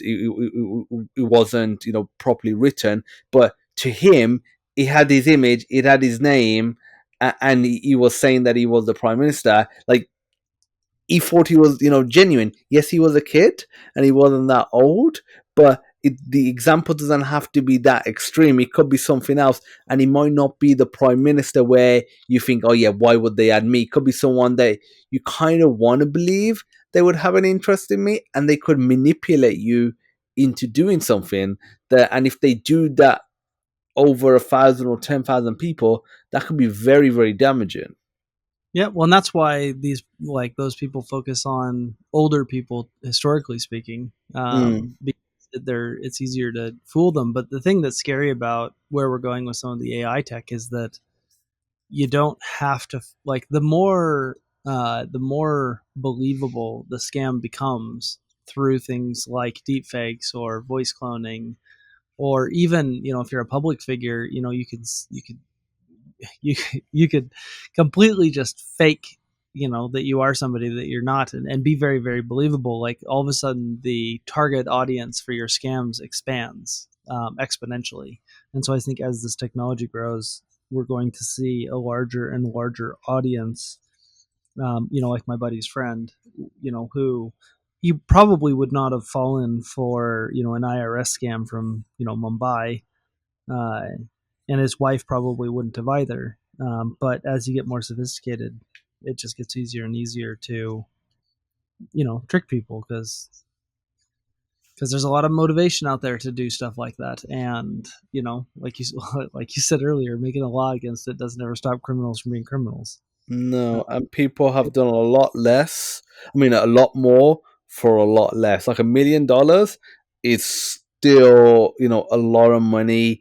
And I mean, he should be thankful that he wasn't physically harmed, because obviously now with these sort of tools, somebody that's trying to commit a crime can do it in a way that they don't have to necessarily harm you, but people have killed for a lot less. Yeah. So yeah, like you can understand why somebody would do that, especially if they're already in a life of crime or already doing nefarious stuff. It might be the difference of being on the street dealing drugs, or threatening people, to just making, like I said, a few phone calls over 6 months, getting their the voice through an AI agent, getting a model based on that, and then just trying to scam their wife. Like, worst case, the wife is like, "You're not my husband," and then they just put the phone down, and that's it. Whereas the worst case in a drug deal could be life and death.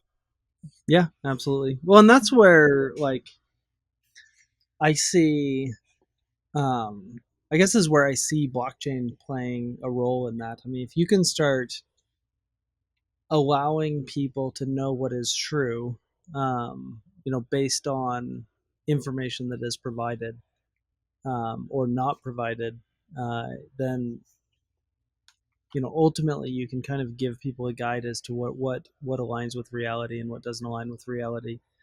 Um, and and I think that we probably live in a better world when technology like that gets implemented. But it needs to be done in a way that people still maintain, their right to privacy, and they don't, like, I don't know that there's very many people that want to just live in a world where everything is transparent, because then you don't get to live a private life, and people will do nefarious things with that information as well. And so, um, that's where I think blockchain becomes the solution to a lot of, like always, I guess, innovation and new technology creates problems, and it solves problems. And so as long as people are out there who are good people who are trying to solve these problems, are working as hard as the nefarious people who are trying to figure out how to take advantage of it, we end up living in a world that is better overall.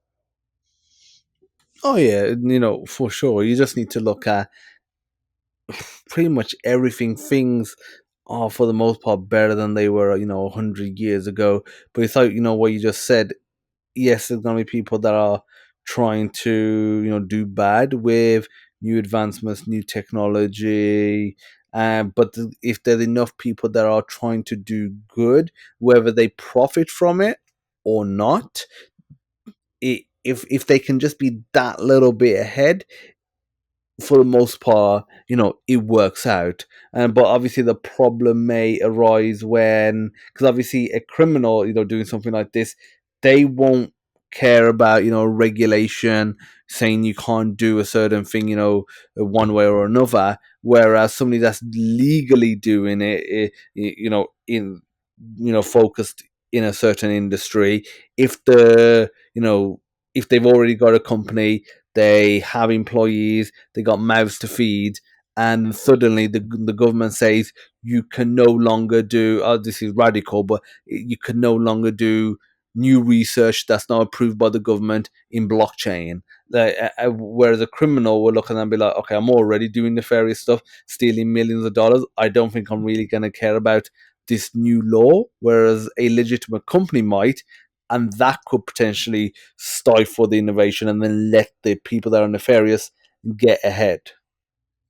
When I think that it becomes the idea of building intelligence around a network, because really, I think regulation is good. I think the reason that we have regulation in place is because regulation tries to prevent nefarious people from doing nefarious things, and it does stop honest people from being dishonest. I would say almost all of them.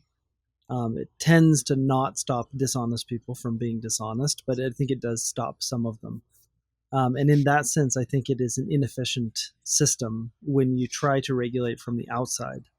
One of the things that I think becomes really interesting when you have the ability to build the regulation into the protocols themselves and regulate them from the inside is that you can stop both the dishonest people and the honest people from doing nefarious things, which is, I think, an opportunity we've had inside, say, our financial system that we've never had access to before. And so there's just a certain level of efficiency that we have access to now that we've never had access to before. There's the whole group of people that are like, I don't believe in regulation. And it's like, well, I do believe in regulation because regulation keeps honest people honest, and it does prevent some of the dishonest people from being dishonest. And I think more often than not, what you're trying to do is you're trying to stop honest people from being corrupted, right? Because Mm. money and power and all this stuff corrupts people, and so in regulation, oftentimes stops corruption, or can stop corruption from happening if it's done well. Um, Now, I think that the current system that we have for regulating people is just inefficient, because it doesn't work very well. But but like I said, we have the option to build some of that regulation into the protocol themselves.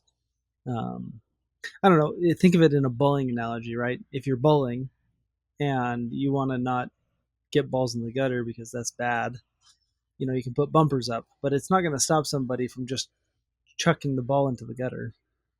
Um, and I think that when you don't have a gutter because you have built the gutter out of the bowling lane, then all of a sudden there is just isn't a way to not put the ball down the lane.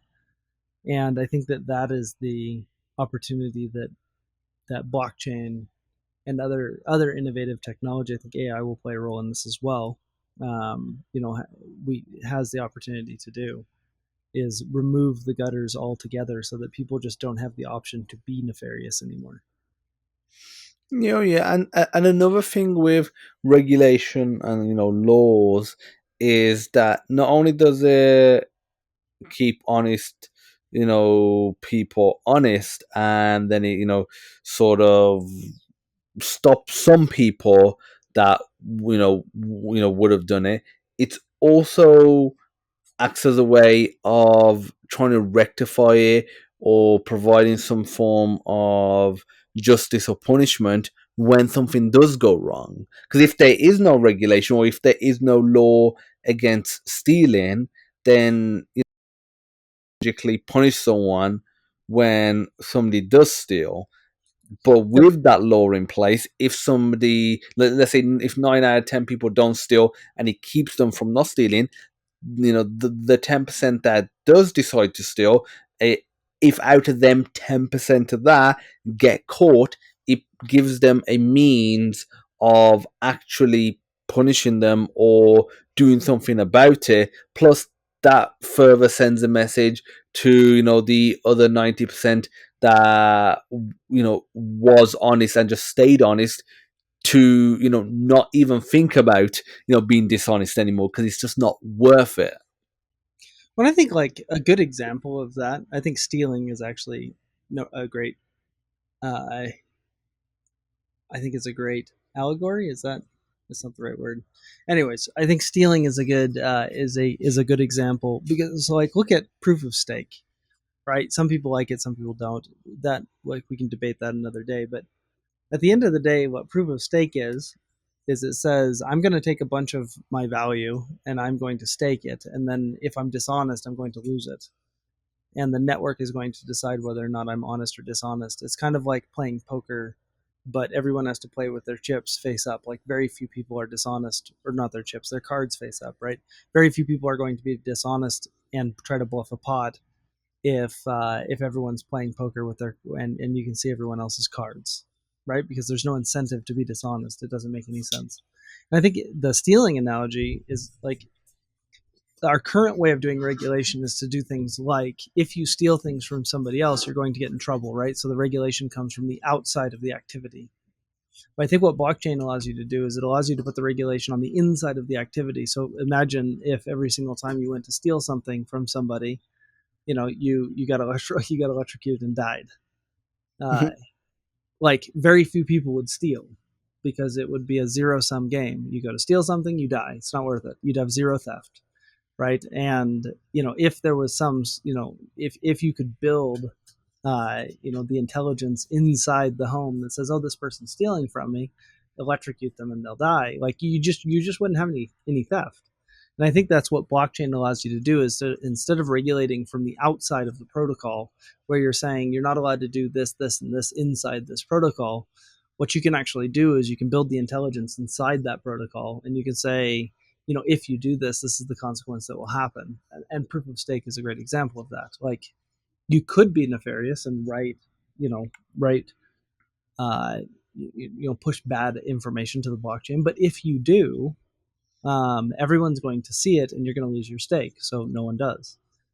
Um, and I think that is where where we're headed, right? Where the regulation kind of lives inside the protocols as almost an intelligence that keeps people honest. Because even dishonest people who steal would not want to steal from a home where if they stole from it, they would die. Yeah, or there's an 80% chance they would die. Obviously, there'll probably be a percentage where they'll say it's worth it, but if it's so high that it's like I said, it's just not worth it. And in reality, that's the case in any sort of field and industry, even non-technical. An inside, based solution that's from within is better than an outside one, because you just need to look at supermarkets, shopping malls, and anything like that. They have security guards that are there to prevent you from stealing, prevent you from fighting, damaging property, that sort of stuff. But the reality is, all those things that a security guard is there to prevent you from doing, the law prohibits you from doing. So, Yep. obviously, the law is the outside part of it, and if the law was enough, they wouldn't waste money on security guards. But has seen that big guy walking around and thinking, is he staring at me even though I'm not doing anything? It is more than enough for most people to not act in a nefarious way in that scenario, because they know there's somebody that's literally watching me and is paying attention to not just theft in a general sense, but theft in this particular sense. And there's a direct potential punishment, waiting for me, or somebody that's going to interact with me directly, instead of it being, oh, do not steal. And then you think, okay, 9 places, I might get caught, but the one I won't. But if there's a security guard everywhere, I mean, that heavily reduces, where you're going to steal. Exactly. And inside blockchain, you can basically build those security protocols or security guards into the protocol itself and create that layer of accountability. I think that's a phenomenal example. If every single private home in the United States had an armed security guard, Mm. we would see very few home invasions. Yeah. Or if every school in America had its own militia that was, armed with guns, I don't think there'll be many school shootings. Exactly. Yeah, Yeah. because the consequence is kind of built into the system, and Yeah. so you know what it is going in. And right now, I mean, if you look at certain places in America, especially where they have a lot of I don't want to get into a gun debate, but they've got a lot of, say, gun restrictions, and you know that most people are not going to be armed. Like that is a very, very safe place to go in and take other people's stuff because Yeah. the consequences are going to be very low. You go to a place like Texas, where 90% of the population has a gun sitting on their nightstand. Like there's very few armed robberies, in areas in Texas where everyone has a gun on their nightstand because the cost of getting someone's TV is your life. Like it just isn't worth it anymore. Yeah. Plus the law is on their side, so you know that the person's willing to pull that, because it's one thing having the gun, but knowing that that person will be willing to pull the trigger, one, because the way it is, culturally down there, but also the fact that the law will probably protect them as well, so they're not going to be afraid of pulling the trigger. Yeah, because there will be no consequences for shooting an intruder who comes in their house. Yeah, in So Texas, but yeah, there are other states that if you probably just hit them, over the head with, I don't know, a glass bottle, you'll probably get sued. yeah. Well, dude, there's a funny story about that. There was this gal, or this guy who broke into this gal's house in a state that I won't say, where he was breaking in through a skylight and he fell on her kitchen island where she had her knives and cut himself really badly, almost bled to death actually before they got the ambulance there to stop everything up. And he sued her and won. And so, in in like I don't know, something just fundamentally screwed up about that, in my opinion. But Yeah, I mean, I've heard about. I haven't heard about that particular one, but I've heard about intruders that get hit by somebody and is being deemed as excessive force because they weren't technically threatening them directly. They just happened to be robbing the place, and you just think that any judge that in reality gets that in front of them, or anyone that's in the legal system, should just be able to read it and be like, yeah, this is just stupid. yeah, you'd think so, but that doesn't seem to be the case in a No, lot of I mean, yeah, I don't know cases out there. how some of this stuff, gets through. I mean, because it's one thing, when you have somebody that does something nefarious and they come from a family of, means, money, influence, power, and, they get the children or somebody, off for doing something. But so many of these scenarios are of just average, Joes effectively that don't have any influence, any money. And they win, and it's like, how are these guys winning? There's clearly something fundamentally wrong in the system that would even entertain that. Yeah, there are broken things. I mean, even just watching California, like when they implemented their law that you can steal as long as it was under, $800 or whatever it was, and you basically build like no one could do anything. Like, man, like now you see all the big companies like leaving California because they're going bankrupt because people are just walking in and taking things. I mean, I, It's crazy to me. I mean that's something I didn't hear about. Is that still around currently, that law? Yeah, it just got implemented maybe a year and a half ago. I don't know a ton about it, but I know that you can basically, under a certain dollar amount, you can steal and there are no consequences because of some bill that was passed that you can litigate under. Okay. And so you can walk into a store with a black trash bag and just take things off the shelf without you don't even have to have your face covered. Like it doesn't matter. You just take stuff and you leave. And as long as you didn't take over a certain dollar amount, you're golden. Okay, look, but what if in that scenario, let's say you went to the Apple store and for some reason all the devices are not in the back and they're just at the side. You grab $500 worth of stuff. What if the security guard stops you, tackles you or something? I'm guessing what's the scenario then? You can sue them. Okay, so you have, you know, probable cause, or some basis to actually do legal action against them because they've stopped you even though you had less than $800 of goods, for example. Is that what you're saying? Yep. I mean, that's Yeah, just, absolutely. Isn't that just my I like know, it's like, well, but what was the reasoning behind implementing that law? because some people are not as well off as you and they're stealing out of necessity. And so they basically, the idea was there are people going hungry and people don't have the clothes they need. and that's why shoplifting takes place. And so if people are stealing under a certain amount, it's probably not nefarious. And so let's pass a law that says that anyone stealing under that certain amount can't be prosecuted. But the problem with I mean, I do understand, and I agree there are people out there that are literally doing it just to survive, and they're not bad people. They don't want to suffer. They don't want to die. It's different stealing a couple of apples from a supermarket to stealing, because $800 is a high amount. Yeah, It's no well, low dude, here's amount. what it is. The deal is that there is this obsession with making things fair, Yeah. that humanity seems to have, and we've lost touch with justice. And I think that we oftentimes confuse fairness with like things being fair with things being just. Mm. And so the reason that we look at a situation where someone doesn't have what they need and so they steal, and we say, well, it's not fair that those people get in trouble. Like, they're not bad people. They're just doing the best that they can to survive. And so let's create a law that makes things fair. Is that in making things fair, you then create an unjust world. And I think that people struggle to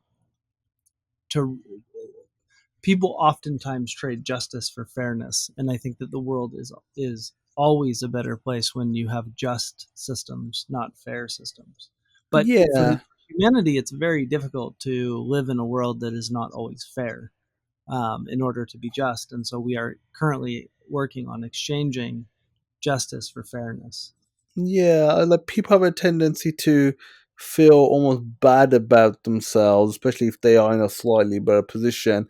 And I've seen it before, where people do mistake, being just for being fair. But I mean, I think it's one thing having a law that is, if the case is deemed that the person was acting for survival, like I say, stealing, $10 worth of food from a supermarket, and a bit of, research shows the courts that that individual, was on, the poverty line. That's totally different to stealing $500 worth of electrical goods. Well, Obviously, the that's higher why we amount. system, right? So the Yeah, idea is that if you trust the justice system, then everyone who steals gets caught, and you put them in front of someone who is just, and that person who is just makes a judgment call, not based on what is fair, but what is just, as to what should happen. And so if someone has stolen, if some rich kid from, from wherever has stolen, $500 worth of stuff from the Apple store, versus some mother who lost her job stole a loaf of bread from a grocery store, like, he's going to make a different judgment call based on those two things. That's why we have a justice system, is to render justice, not fairness. But the idea of law enforcement is that you enforce the laws, and the law says you cannot steal. It doesn't matter if you steal $10. It doesn't matter if you steal $100,000. You're not allowed to steal. And then our justice system then provides justice. But I think that we have basically created, we're just, the lines are getting blurred, um, which is not ever how it was supposed to function.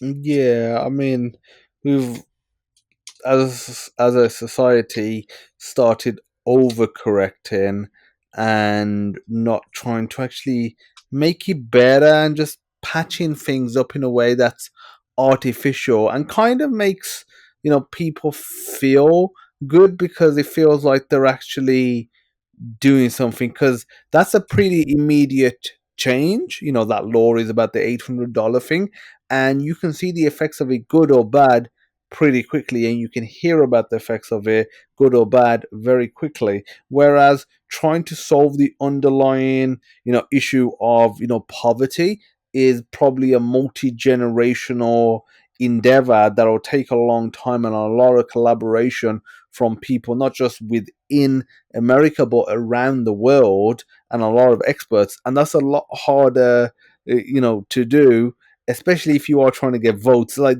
that's the other thing. Like, what was the benefit gained from the person who came up with this law or the person who decided to actually push, this bill through. Because, you get ideas for laws all the time, and many will probably just get thrown out because maybe it's not the right time, maybe they're stupid. But if it can benefit the person that's signing off on the bill, they'll probably sign off on it, even if it's probably not the best law.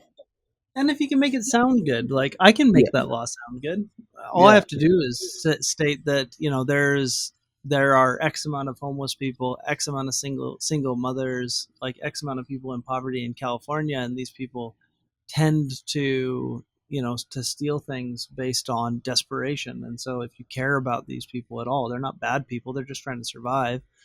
And so we need to extend them a hand, and we need to help them out. And one of the ways that is not going to help them out is by throwing them in jail, Mm.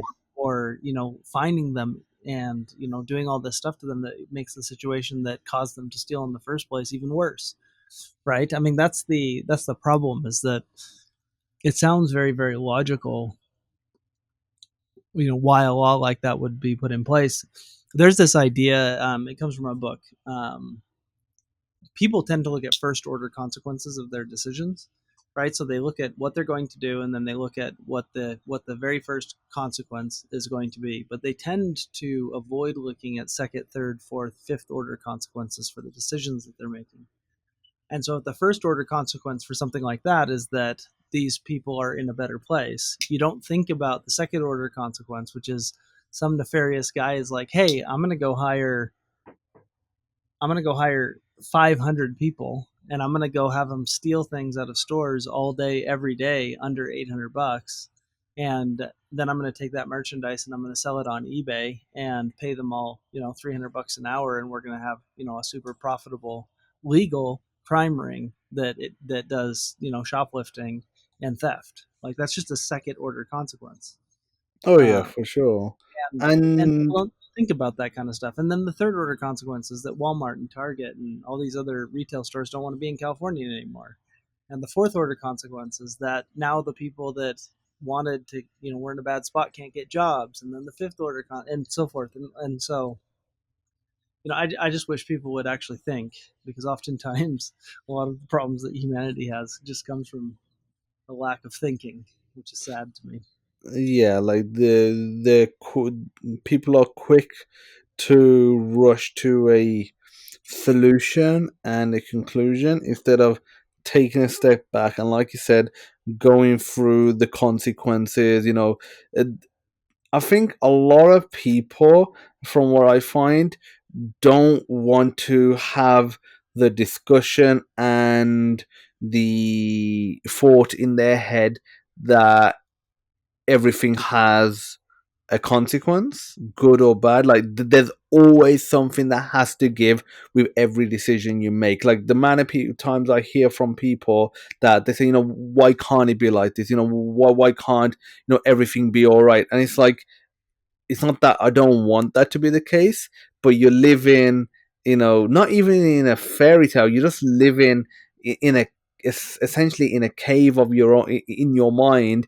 If you think there's going to be no consequences, there's always some compromise. It's like if you eat bad for your whole life, your compromise is your health. If you eat good and exercise for your whole life, the you'll have a compromise of you won't have enjoyed certain foods. You may, not have certain relationships, as a result, maybe, going out or, even though eating healthy, working out is a good thing, if you think that there's going to be no negative impact or no sort of consequence of sort, you're just mistaken. Yes, those consequences you might be able to live with, that's a different matter. But the acknowledgement that there's always something that's gonna happen and some sort of, result, consequence as a result of your actions is a very important part of, going through life. Yeah, and I think people don't real. A lot of people, it's sowing and reaping, right? I mean, you Mm. you kind of you get what you put out into the universe in a lot of ways. A really good example of this is working out. Like, if you don't work out, you have a bad consequence. You're out of shape. That could mean you don't get to play with your kids because you can't keep up with them. It might mean you don't get to go skiing or snowboarding, enjoy different things in life, right? There's a bad consequence because you don't work out. But if you do work out, you're in a lot of pain. Mm, You spend a lot of time doing it that you could have spent doing something else. Like yeah. there's all You these don't other have the time to spend with your kids, or less exactly time. right. Yeah, and so then what people do is they go, okay, well, immediately I hurt, and all of these other consequences are in the future, and they don't look at the second, third, fourth order consequences for that kind of behavior. Because what you would find if you did in almost every circumstance where there's a positive behavior and a negative behavior is you would almost always find that the negative consequences from the positive behavior turn into positive second, third, and fourth order consequences. And the positive consequences from the negative behavior tend to turn into a negative third, second, third, and fourth order consequence. And if people could just, look down that road and see it, then by golly, we live in a different place. Oh yeah, we definitely would. So, moving on, does Rapid only provide blockchain services or any traditional Web2 services as well? So we do a fair amount of traditional Web 2 development, but the majority of it is almost always built around some form of roadmap for Web 3 services, whether that be AI, ML stuff, or blockchain or AR, VR. There's almost always some Web 2 like work that needs to happen, whether that's a website that needs to be built or a traditional Web 2 system that needs to be put together. And so we do a lot of it, but it is almost always in the vein of some form of Web3 roadmap or picture. Okay. And what do you think is the biggest barrier to entry in the Web3 space for companies right now, and how could it be, removed? Hmm. I mean, I think that in some cases it's just a lack of knowledge and understanding or perception. I was on my way to ETH Denver not that long ago, whenever it was in the early spring, and was sitting next to a guy who was the CEO of a large hospital consortium in, I think it was in Denver somewhere. And basically, as him and I started talking, he was telling me about all these problems that they have, and he just had no idea that blockchain would solve the majority of the issues that he deals with on a day-to-day basis in his current job.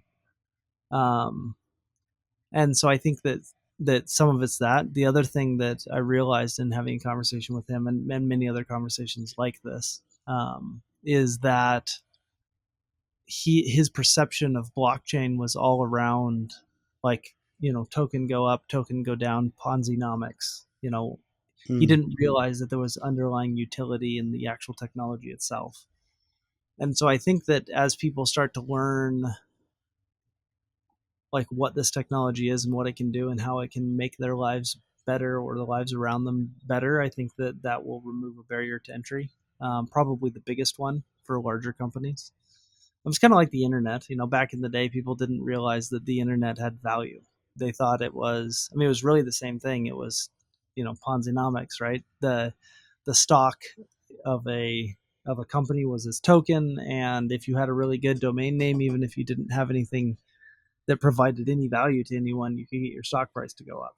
Um, and so everyone made money. And so I think we're running into kind of that same problem. But I believe that we are moving through, as we move through these bear cycles, we're pushing a lot of that thinking out, and people are starting to see the underlying utility that exists in the Web3 space.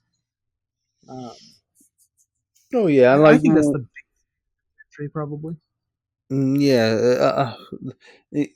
that point that you made about internet in its early days, because people, I remember now watching videos of how people used to talk about the internet. News reporters, established news reporters, would be saying, why do you want to use the internet, what's this thing, or anyone that wants to use it is clearly doing something illegal or dodgy, like why don't they want to operate in the real world, in person.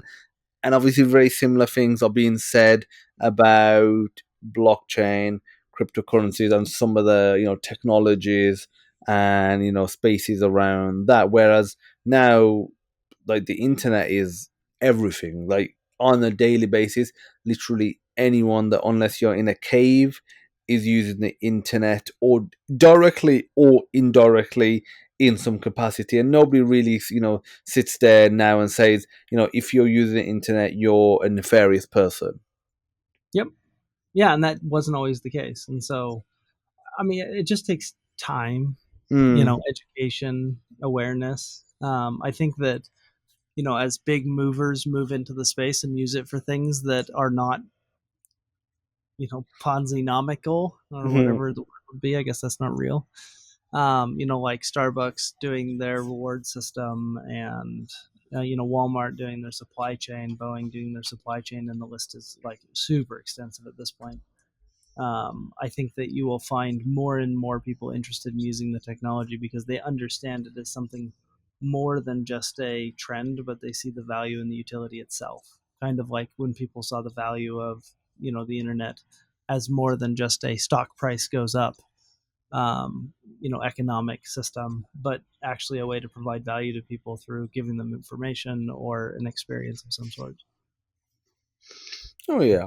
So, are there any Web3 social networks you would recommend, or anything within that space? I haven't really played around on that. I'm kind of interested in Blue Sky. Yes, the Um, Twitter spin-off thing. yeah, supposedly that's fully decentralized. I haven't really looked into it Mm. in great detail. There's a few projects that I've worked on that were trying to be a decentralized social media project, and none of them took off. At least in any way that I think is, they weren't really trying to solve any current problems with social media. They were just trying to be a decentralized social media. And I think if you don't use the tech to actually innovate, you're just competing with giants. You're never going to win. Oh yeah, Um, for and sure. so not really, but I do think that I do think we're going to see them come as people realize how they can utilize Web3 tech to make a better social experience for people. Yeah, I mean, literally today, it's interesting that you mentioned Blue Sky, because I was just, on the Blue Sky website today, and I just put my email address. So I was just signing up for the, beta. So I'm just looking forward to see, when I get, the invite accepted, and to, check it out, see what it, is like. Because I know Jack Dorsey for years has been talking about a decentralized, you know, cowboy version of Twitter where everything goes. And let's see how you well that does. Do they put any regulation on it when they see like, is it fully just do whatever you want, put whatever you want on there? And because obviously the sort of craziness that you get when you allow that, will be interesting, because it'll it quickly gets to the point where it's not safe for children anymore, or safe for work, or you soon start alienating segments of the population, because you try to be inclusive and just let anyone post whatever they want. Yeah, yeah, I think that's going to be an interesting. It's going to be interesting. I want to be a part of it. In fact, if anybody listening has a invite code, feel free to shoot it over to me on Twitter, because I also am signed up for it, but have not been. I haven't.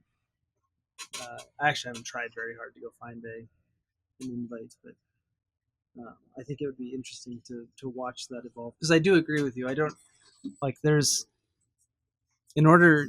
in order to be all things to everybody, you end up becoming something nobody wants, Yeah. except for people who don't want to hang out with. And so um, it'll be interesting to see how they solve those problems. Yeah, because in reality there's already websites a bit more obscure out there that, yeah, that don't look as good as well, but that you can post whatever you want on there. And the only thing that Blue Sky or a service like this would have going for it is that it is from Twitter, or the guys that did Twitter spun off from that, so it has that. Oh, it's Twitter, but decentralized, and you can post whatever you want. Whereas some sort of random forum, or 8chan, or something along those lines doesn't have the same credibility. But then again, just like we just discussed now, it quickly gets to a point where if people are posting, yeah, because it's all well and good to say you want to, a Twitter where you can, post freely. That's fine if your idea of posting freely is having the opinion that, oh, I'm right winged, and I just want to share my opinion, my legitimate factual opinion, on that, or vice versa. If you're left, for example, that's fine. I know there's a bit of polarization around some of those topics. That's all right. But when it gets to the point of, posting, pornography or child pornography, to be more specific, deep fakes that are harming people, some sort of information in regards to, terrorism, or, anything along those lines, it quickly gets to the point where I think any sane tech leader will be able to see that content itself is not good or safe, and then you are either left with three options: you either leave it and you stick with your original vision of it's open and it's wild west on that platform, and then in reality you've probably made the wrong decision. You either b shut the platform completely down, and then obviously you just failed at your experiment, and tech leader probably doesn't want to do that, or c you provide some rules or regulation there, and at that point you've just got Twitter anyway with a different logo and a different name. I mean, I think at the end of the day, the difficulty is defining morality or maybe Mm. defining harm, right? Yes. Because one of the things that I think that we can't agree on is what constitutes harm online, right? Like there's some things that are really obvious, but there's even a whole group of people that say that, well, it shouldn't be considered, but like child pornography, right? That's very obvious that it's harmful. It hurts people. And so we can say, okay, well, because we've defined that as harmful, we can say that it's not allowed. Posting my opinion, my right wing or my left wing opinion about, Donald Trump, or, what I think about same sex marriage or any of these other things, the lines become a little bit more gray, right? Like if I say that I am, pro choice, and, and you say that you're pro life, and we have an argument about that, is one of us harming the other person? And I think that that's where we really, really struggle to define what harm is. I think what people call it hate speech. I'm not entirely certain that hate speech is harmful unless it's harmful, right? Um, Maybe, I don't know. I've never been someone that had a bunch of hate speech, tossed at me before. So maybe I would think it's harmful. I don't know. But I think that's the problem, right? Is how do we define morality? And then once we define morality, if we could all agree on what morality is or what constitutes harmful interaction, then we could probably, create the regulation inside the platform like we were talking about earlier. But no one can agree on what's harmful or not, because one person says it's harmful for you to have your opinion, and the next person says it's harmful for me to have mine, and so it becomes a very, very convoluted space where you have Yeah. to get one to agree. And the I thing think, is, with any platform like this, as the platform grows, you become more, connected with outside influences and people and parties, and then not only is your own internal compass important, but the compass of the people that you are now working with directly or indirectly, because they have an influence over your company. Let's say if it's shareholders, so you kind of still need to factor that in and act on their best interest, but that might not be the best interest for your vision and people as a whole. Like, 'cause I remember when PayPal, I think they banned WikiLeaks donations, but there was known KKK groups that PayPal and didn't ban their accounts, and like clearly there's something gone wrong there, because I think both, if you want to consider WikiLeaks dangerous or bad, that's fine, but I think they'll probably agree with the KKK thing. But like, where did that decision come from? If it came from an external party that has something to something that could like WikiLeaks could actually cause them harm, but the KKK couldn't, and let's say the government, if they think they're just a group that had their time, and or neo-Nazi groups, that they won't have another chance now, they might just let that slide and leave it. But then they're taking down account for WikiLeaks, or some account for Edward Snowden or something. Like, who are the people that are pushing, putting pressure on these big companies to act in a I think it, certain way? I think it boils down to, in my opinion, if you said anything that is illegal to be posted here, and in fact you'll be like, we will find out who you are and try to actually like punish you if you like, we'll get law enforcement involved if you post things that are illegal, and everything else is free game. Then I think that you'd be in a good spot personally. But you do run into weird things, right? Like there's I had a conversation with someone the other day, and because I'm male and because I'm white, Hmm. she said I was racist, and I'm like, I'm really not racist. Like I'm not. Um, and she's like, no, no, no. Like, even if you don't think you are, right? So she has an opinion that's very, very different from me. Like, I don't find myself to be racist. I've never judged someone based on them being different than me as a human being. I judge people based on their actions, like I always have, I always will. And I judge people based on the content of their character. I always have, I always will. But because I had a different opinion than her, she was very, very offended, and it like to the point where it really hurt her. And so, should that mean that I? And it could have been the other way around, right? Her opinion could have hurt me. It didn't, but it could have. Let's say.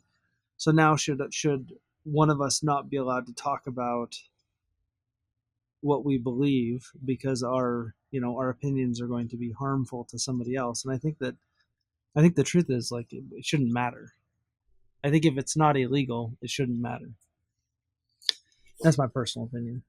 Yeah, I mean that's fair enough. And I think that should be one of the guiding compasses for companies in general, but especially if they're some sort of social media company where content can be shared. If you eliminate that side of things, the illegal side of things, then you eliminate quite a lot of stuff, and there'll be a few things maybe the law hasn't Well, quite caught up on, that you need to make what you'll have decisions is about. your like the KKK guys that you were talking about. Like, you'll have those guys on the platform, and as long as they don't say anything illegal, they're going to be on the platform, Yeah, and they can say that they hate Jews, and they can say that whites are the superior race, and yeah. they can But as do long all as those like horrible, horrible you things, let the right? And other they are ones on there horrible. as well.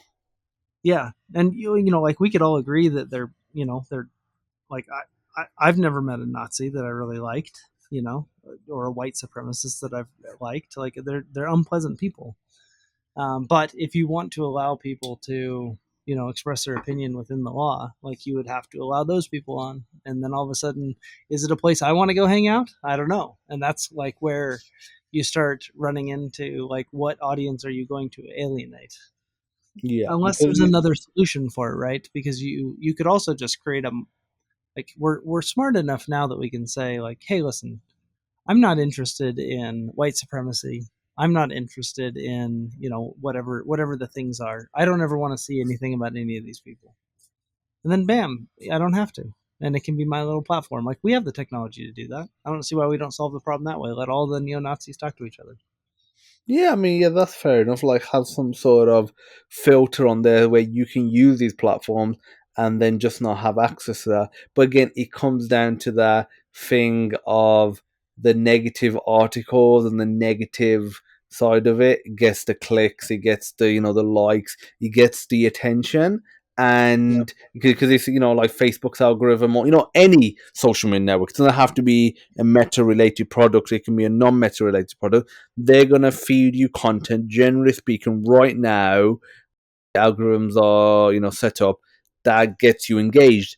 And, the ones that get you engaged are a lot of the time are ones that are polarizing, ones that you may not fully agree with, or ones that you really agree with, but that probably aren't the best, but they know you're going to be engaged with it because, you're going to think, be like, that person's like me, and, I love this article, I love what this person posted, or, it's the total opposite of it. And like that's the other thing. If they're making decisions based on pure just engagement, and that's their focus is growth, growth, growth, growth, growth, because I never hear about a company that says that we've had 20% growth year on year, but I think that this year, if we have 20% growth, it will negatively impact the user experience, the mental health of our users. So we're just going to have a maximum of 10% growth, so we can focus on figuring a few issues out. Like I never Yeah, that hear would be a hear that great from a place if company. that was the case. That would be amazing. Yeah, If you could make decisions like that. Yeah, but you think about it, like, you're married, right? So if me and my wife are fighting and she's ignoring me or I'm ignoring her, the best way to get her to engage is to say something inflammatory, right? yeah, And everyone has been immature and done that. Like, you're yeah, ignoring me, and then I jump in and be like, "Yeah, well, you're the one who's being immature. yeah. You But did long A, B, term, and that C." doesn't work. Right, right. And so, Yeah, like, that kind of stuff is always going to get engagement, and uh, and I'm not sure that there's much you can do about it. I mean, I think we're trying to solve problems in the human condition that are unsolvable in a yeah. lot of ways, and people need to just grow up a little bit, in my opinion. Yeah, I mean, there Popular definitely opinion. is that. People need to, have a stronger, backbone. Don't let certain things get to them. Like if you don't agree with it, like what does it really matter? I think Walk them, most topics, right? Walk them. it's Who care? yeah, Like, go set boundaries. Like, learn how to set boundaries and say, you know what? You say a lot of things that make me upset. I'm not going. I don't want to see anything else that you say. Bam, yeah, easy done. That's not what yeah. humans do. No, they don't. It's like I was hanging out with some friends a couple of weeks ago, and one of them, I mean, I didn't know this, but like one of them said, started talking about, they didn't even start talking about it. It kind of came up about flat Earth theory, and I think they were like semi on the, on the fence about it. And the thing is, I don't believe that. I could have had an argument with them, or had some sort of back and forth. But I was like, it honestly doesn't really matter, because outside of that one thing that we don't agree on, there's so many other things that we are 100% fine with each other. The evening so far was going great. The rest of the evening went great because it didn't matter if he was right or wrong about flat Earth, or if he happens to be left and right politics, or Android versus iPhone. Because the reality is, let's say if I'm wrong about believing that the Earth is round, and the flat Earthers are right, planes are still going to fly tomorrow. I'm still going to have to pay my bills tomorrow. I'm still going to have to sit on the toilet tomorrow, to do my business. Nothing actually changes in reality. Yeah, but that's a perspective that's very very difficult for people to have. Yes. And yeah, and that's where, like I said, I think that probably what should happen is a little bit of education on how to set boundaries with people, and then you'd make the social media platforms way, way more pleasant to be on. But some people want to fight, like they're there to fight. I have a friend who's like the whole reason he goes on social media is to fight with people who disagree with him about stuff, and that's like why he goes on social media is to have to like start fights with people. It's like I wouldn't want to do that, but more power to you. Yeah, yeah. I mean, there's definitely will be, a few people, like that. So, as a former, house builder, real estate agent, and also, an influential person in blockchain, which, blockchain has applications in property. What do you think of the current rental crisis that's happening in the US, in UK, and other countries? Is there any ways that you think blockchain and Web3 could help with that? Um, I think that in a roundabout way, maybe, because I think that the rental crisis actually probably fundamentally rooted in a relatively unhealthy Western economy and maybe an unhealthy global economy due to like some of the decisions that were made during the COVID pandemic and things along those lines. I think that we need to solve some of our fundamental financial issues, and it would the second, third, fourth order consequences of that would actually probably come in place to solve some of the other like the rental crisis that's going on. That's my personal opinion, and I do think that blockchain could solve. Like if the U.S. wasn't allowed to go print $20 trillion, which I don't think they should have been allowed to do. I think if we had a different store of value without that was less centralized, like Satoshi talked about in his white paper after the 2008 banking crisis, like you would have avoided the rental problem crisis that is currently going on. I just think it's a consequence of other factors, and I think that anytime you try to fix a symptom without fixing the problem, you tend to create more problems. Yeah, I mean, I totally agree. You've got to look at the underlying problem. Otherwise, you're just putting a plaster on something, and that might work sometimes, but there's many times where, if your arm is chopped off, no amount of plaster is going to help. Like there's something else that needs to be done. Like things can be done in that scenario, but it's a total you totally have to shift the medical procedure, the application that you're gonna go down. Putting a plaster on a little paper cut is different to putting a plaster on a big cut from a big knife. Like you need to be If, relative to what you're trying to if you actually solve. if you have cancer and it's giving you nosebleeds, to go Yeah. go to the doctor and deal with your nosebleeds is foolishness. Yeah, especially when you Um, know that it's yeah, and or the doctor knows that it's cancer or something more deeply rooted. That is actually happening, and yeah, the fixing the underlying problem, it's usually a longer process and it's a bit more effort.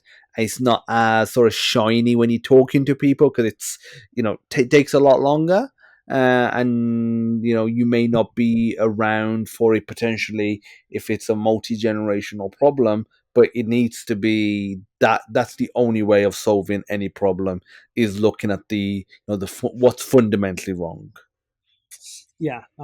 I tend to go with that school of thought. Now, I do think that there's a lot of applications for real estate in. I think that blockchain does solve a lot of interesting problems, mostly along the efficiency route in the real estate industry, which I do think puts more money into more people's pockets. Like it would potentially, allow for, say the rental prices to decrease and things along those lines. But I just think that solving those problems without fixing the underlying economic problems that we currently have is a waste of time. I mean, it's fixing nosebleeds because you have cancer and not dealing with your cancer. It just isn't going to help anybody. No, it isn't. Like, do you think the NFT market has died down? Because it seems like people don't really talk about it much anymore. I remember when we last spoke, and just before then as well, that there was always NFT this and NFT that. Like, what's your opinion on that market right now? I mean, my opinion is exactly the same as it was then. Which, if you remember what I said about the NFT marketplace, then I said that one of the fun marketplace is that we have figured out how to make money by making crappy JPEGs and like getting people to speculate on them, which is not sustainable. There's no utility. Hmm.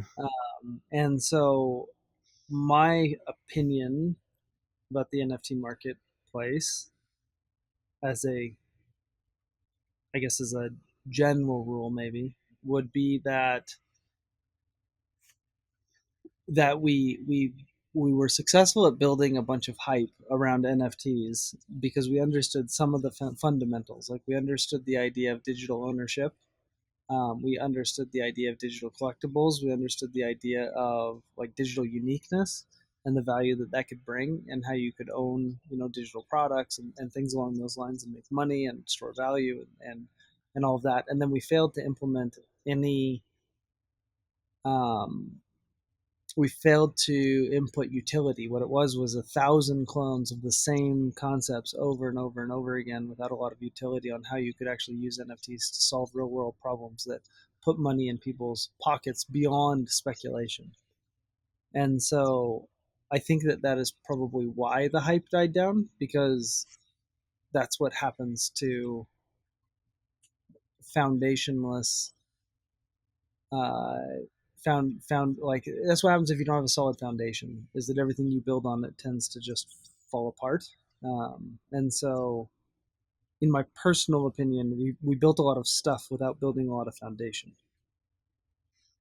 Yeah. And I think that as we build more of a foundation around it, as we implement it in, in say entertainment or in supply chain or in identification, or in like the myriad of awesome utilitarian applications for NFTs, I think that we will see a comeback. But I've kind of always been of the opinion that that hype cycle needed to die off in order for the ecosystem to actually become healthy.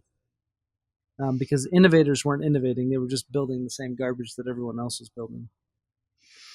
Oh yeah, because it was easy money, and it was just an easy way of getting in, and it didn't help that there were a lot of influential people out there. Let's say on YouTube, for example, that people follow, like they had millions or tens of millions of followers, loyal followers, not just like a YouTube subscriber that doesn't really care either way, and they've just clicked subscribe, but like the actual followers of theirs. And they were saying, check this out, and they were just making loads of money off it.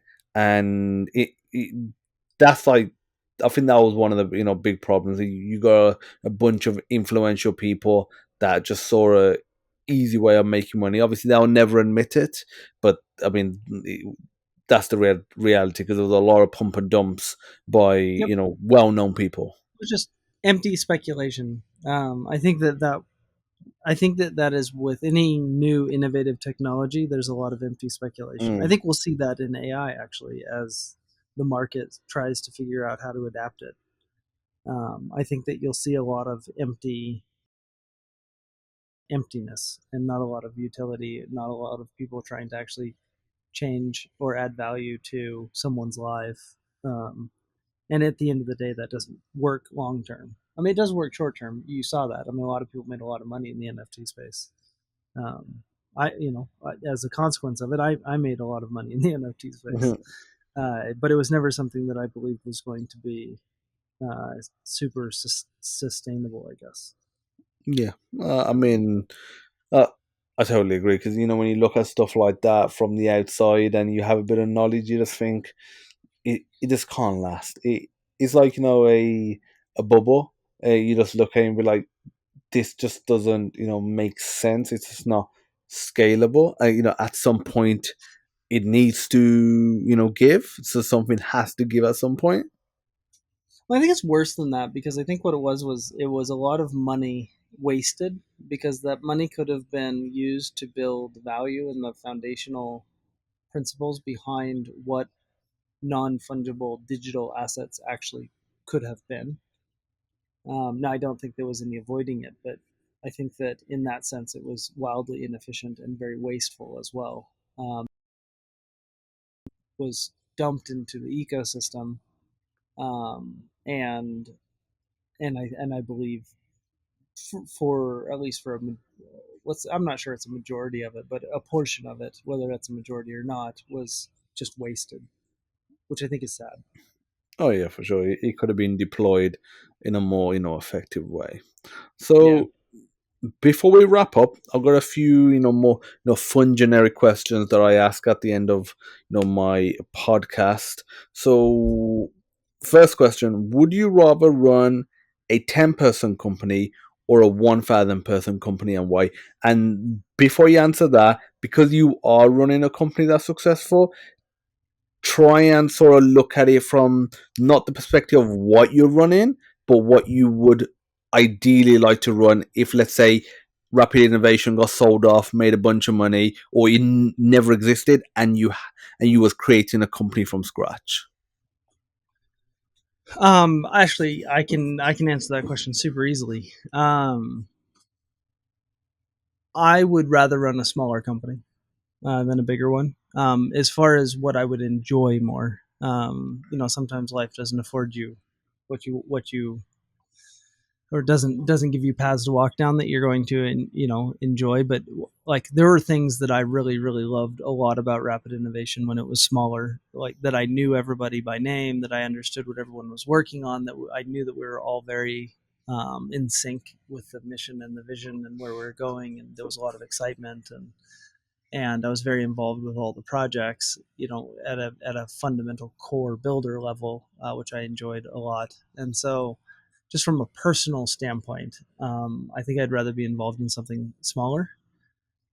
But I have this drive as a human being to make things grow, and so I don't know that I will ever probably be that involved in in small things. Okay. But yeah, I mean that is I think that's my answer. Like, I mean, I think the ideal size for me was about 38. Okay. Well, what's the company sitting at right now? We're sitting around 200 people on the team. About 200 people. Okay. Uh, Fair enough. That's a good size. Is that all America based, or is there some outside of America as well? And what's No, the it's proportion it's of very close. remote? Yeah, it's very well, 100% remote. Okay, I don't have an office. Well, we kind of have an office. I've got an office in Goa, India, on the beach. It's a hotel. I remember you Uh, mentioned that they, last time. Yeah. yeah, we picked up, and so that's our office. And other than that, it's 100% remote, which I prefer, because then you're not tied down to any one location, which I think is kind of silly in today's world with the tools and technology we have. Yeah. And then it's very very distributed globally, because finding so the main focus of Rapid Innovation has been about acquiring the very best Web3 talent that exists globally. And so, if I wanted to be constricted to a single continent or area, that would be very very difficult to do, because I'm looking for the top 1% of people. And so, because of that, early on we made the decision to look everywhere, and we have. Okay. Next question: would you rather have 5 million US dollars up front, or half a million a year for the rest of your life, and why?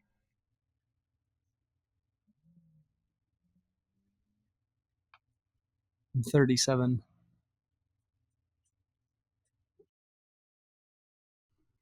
So 10 years worth of money. I'd take the 5 million up front. Okay, so I'm guessing you're confident you can deploy that capital in a more efficient way within 10 years, half a Yeah. million or more. Yep. I think that I could very easily deploy that capital to bring significantly more than $500,000 a year, before 10 years was up. I think I could do it in 3 years. 3 years. Okay. Um, Uh, and you know, I've done it a couple of times. So yeah, I'm with a lot less than $10 million. Yeah. So like, So yeah, what would you do with it? Like, would he just be investing in your company, or would there be something a bit more specific? yeah. I mean, I would probably like. I really enjoy the service business. There's a few other kinds of service businesses that I think would be fun to start. But in order to do that, I need to hire very capable people, and those capable people are expensive. So to run it. And so there's a few service ideas. I've also got a bunch of like SaaS product uh, kind of.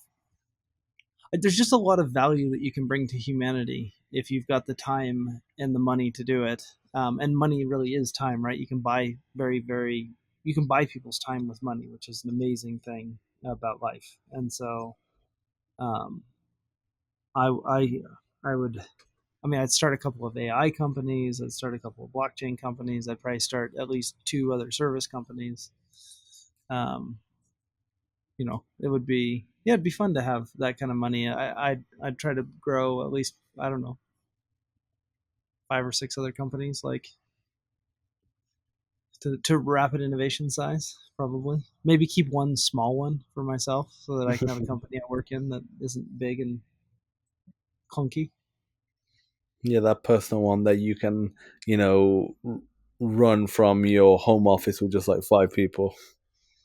Yes. Yeah. So, what's your favorite board game, video game, and movie? I mean, assuming you like, those three things. Board game is Risk. I would say is probably my favorite. Um, I haven't played video games for forever, so I'm probably gonna date myself. But my favorite video game back when I actually played video games was like the first version of Halo. I That's think that going was back a fair bit, 20 years or is so. yeah, dude. That's like basically when I quit playing video games. Favorite movie? Man, that's a hard one. Uh, it's probably Lord of the Rings, the trilogy. Okay. Um, Which one, if I you had to choose? if I had to choose one, oh, I don't know if I could choose one. I've never thought of them as a single movie. Um, so I'm gonna change it up. If I have to pick a single movie that's not a trilogy, it would probably be Princess Bride. Okay, fair enough. Like, what made you stop, playing video games? 'Cause that was like 20 odd years ago. Like, what was the thing that made you stop? I couldn't find an ROI. Ah. I also don't watch movies. Oh, that much then, I guess. Yeah. I don't really watch movies. I don't really play video games. I I read a lot, and the is because I like something I do with my family, and I value spending time with them, and so.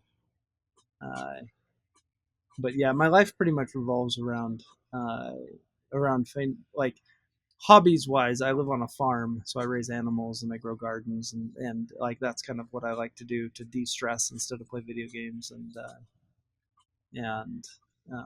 watch movies and things along those lines.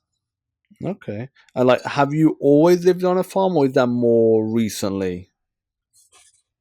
So I grew up on a farm, and then I didn't live on one until about I bought this place about 5 years ago. So, Okay. Oh, what sort of animals and crops do you have on there? so I've got a greenhouse, and I grow a bunch of different stuff there, and I've got a big garden, like maybe a half an acre garden, where I got a bunch of different stuff that's growing, a bunch of fruit trees and berries, and garlic and potatoes, and I don't know all the normal things that you'd grow. And then animals wise, I have a bunch of chickens. I raise bees. I've got a bunch of pigs. I've got a bunch of goats. Um, Probably going to add a milk cow sometime this year or next year. Probably going to add quail because that sounds fun. Okay. Maybe rabbits. Well, like, what advice would you give to it's more directly to me, to be fair, because I'm thinking about setting up a little area in my back garden where I'm just growing some stuff, not animals, just plants and maybe some fruit, or just stuff like that. But what advice would you give? Um, I would say like just go for it. Like a lot of Yeah. people don't do it because they don't really understand it, but it's something that if you spend enough time, you figure it out. It's a lot of fun. Uh, do bees. Bees are super super fun. Bees are probably one of my very favorite farm animals, or like animals that exist. They're just like a lot of fun. They're very hands off, uh, and you can do them in town pretty easily, as long as you give your neighbors honey. And then chickens. You can actually do chicken. I did chickens in town when I lived in town, and that was fun. Okay. And with the animals, do you slaughter them as well when they're at the right age to be slaughtered, or like what do you do with the animals? Yeah, I do. I basically I realized a long time ago that I didn't like the way that animals were commercially raised. But I am by no means a vegetarian, nor do I want to be one. And so I figured that if I wanted to be an omnivore and eat meat, then I should probably ethically raise my own, treat them well, take care of them. And if I was too cowardly to slaughter them myself, then I probably didn't deserve to do it. And so, yeah, and so 100% of almost 100% of the meat that we eat actually we raise or trade with other people that are raising it on local farms. Okay, that's all. And Sounds I do it interesting. myself just because I think that's I don't know, one of those weird opinion things that I think is the right way to go.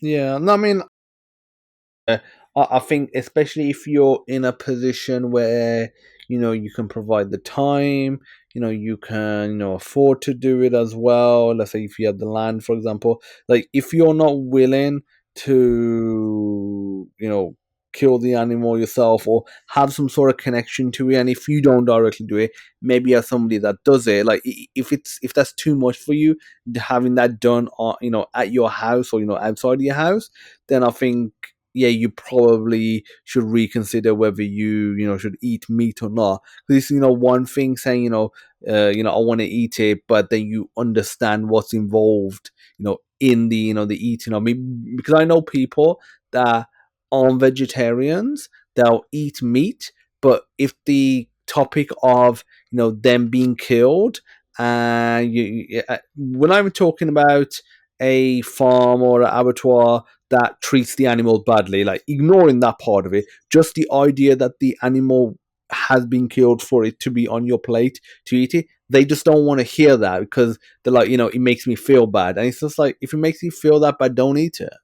Like, it's one Yeah, thing if you're willing to say, okay, as a result, this chicken has died, so I could have this, chicken breast or this chicken leg, but I'm okay with that on some level. But when they, people just want to bury their head in the sand and be like, oh, I just don't want to hear about it because it makes me feel bad. It's like, well, then become vegetarian then. If I you're had that, someone tell me one time. I had this gal tell me one time uh, that when I go and butcher like my own chickens for my own food, she's like, "That's super super cruel. You should just go to the store and buy your meat, where no animal had to be harmed." I was like, "Do you understand even where the meat comes from in a grocery store? Like, you go to the market and you buy meat, and guess what? There was an animal that was harmed to give you that meat. Like, that's how it works." But I think people are so removed from their food that that they just don't think they don't think about it anymore. They've been conditioned not to. yep, And I don't really ever want to. I don't ever want to be that way. I want to know. I want to know where my food comes from, and I want to, I want to be a part of raising it, and making sure, like my animals, they all are super super happy. I go out there and spend time with them every single morning. Um, they're happy right until the very very end, and I know that they didn't suffer ever during the entire process of them being raised, and I just to me that makes me feel better about eating about eating meat. yeah. Plus, there's also the kind of selfish side that you know what you're getting. Yeah, Because you know what you've put into the soil. That's something's grown out of it that the animals have grazed on, or what food you've given them. You know exactly what it is. You know that you're not getting a chicken that's probably been plumped up with this and that artificial chemical to make it heavier than it was 100 years ago. Like if you look at the weight and size of turkeys and and fruit and veg as well, and you see what they naturally were like, you just think and be like, they look nothing like what they are now, like the size of a Yeah. turkey, for example, or a Yeah, dude, watermelon. it's oh yeah, dude, it's absolutely crazy like what we think food is supposed to be now because we just don't have any real connection to we just don't have any real connection to our food anymore.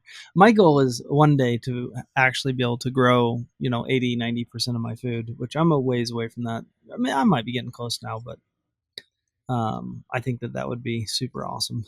Oh yeah, it would be. Yeah, because I remember, reading some articles about, it's one thing eating, just healthy, so-called healthy foods. Ignoring meat. Let's just say, fruit and veg, bananas, apples, lettuce, cucumber, that sort of stuff. The sort of stuff that most people would consider healthy, but not all bananas and not all item, all cucumbers. I'm not even talking about varieties here. I'm saying the same variety, is the same because it was the articles that I was reading was basically about the nutritional health of soil and how fruit and veg from 100, 200 years ago, before the mass production of all of these fruit and veg came by before the nutritional value of the soil got to the point where I don't know the exact percentage, but it was significantly Yeah. lower than what a banana that weighed, let's say, 80 grams would have given you versus a banana of 80 grams today. Because it's very easy to think of, I've had a banana and, I've done my bit, but that banana isn't necessarily the same as a banana 50 or 100 years ago. No. Well, in fact, the strain of banana from 50 years ago doesn't exist anymore. It went extinct because it got a fungus and killed every single banana tree on the planet. So, technically speaking, the bananas that like our parents ate, we don't eat, nor can we. Yeah. I mean, yeah, Uh, it's just stuff like that. I mean, do you consciously think about that? And now that you've got an established farm and you're not just at the starting stage, the nutritional health of the soil and oh, what's going dude, into it. not only that, it just tastes better. Like, it's not really describable in the sense that it just tastes better. Like, go like the easiest way to start is go buy like lettuce Mm. seeds from the store and grow lettuce, and then eat the lettuce side by side with what you grab at the grocery store, and it'll blow your mind. I mean, it is so much better. Oh yeah, it definitely is. Yeah, I remember when I used to live with my sister a few years ago. She had some plant beds outside, and so I think my dad had planted some lettuce, and I basically I looked after it a summer because obviously he needs water. And we had a pretty warm summer, so we wasn't getting much rain. And one, I remember how much grew. Like there was so much to the point where every single meal, like excluding like breakfast or something, I was having the amount of lettuce I was having just because there was just that much of it. And then obviously how easy it was to grow. But then like you said, the taste of it. Like I was eating it and I was like, it just. I don't think I would ever have that much lettuce if I just bought it from the store. There's something else about it. Yep, I completely agree. There's just something about growing it yourself. I know our asparagus just finished coming up, and it's like freaking amazing. I mean, it was like super sweet, and like, dude, it was just amazing. Yeah. What have you found harder to grow than you would have expected, and what's been super easy to grow, and then is it great for beginners? Um, I mean, I think like all of the leafy greens have been pretty easy. It really depends on where you're at because I live in a really strange spot. I have a like an 80-day growing season. And so like things like tomatoes, like the shortest tomato you can buy is 90 days, and so it's very difficult to grow tomatoes. It's very difficult to grow watermelons, really any melons, which is why I got the greenhouse to extend my growing season. But it really all depends on where you're at, right? Because if you're trying to grow something for your climate that isn't exactly what your climate likes to grow, it's just very difficult to grow it. Because you're fighting whatever your natural climate is, whether that be because you get too much rainfall and you need to like have better drainage in your soil, or not enough rainfall and you're trying to keep the soil wet, or not enough sun, too much sun. Like some problems are harder to solve than others, but the easiest stuff to grow is stuff that likes to grow in the climate that you reside in your growing season, and all that kind of stuff. Which you're over in the UK, right? Yes, I am in the UK. Yeah, so you guys have a killer growing season. It's like an awesome place to grow stuff.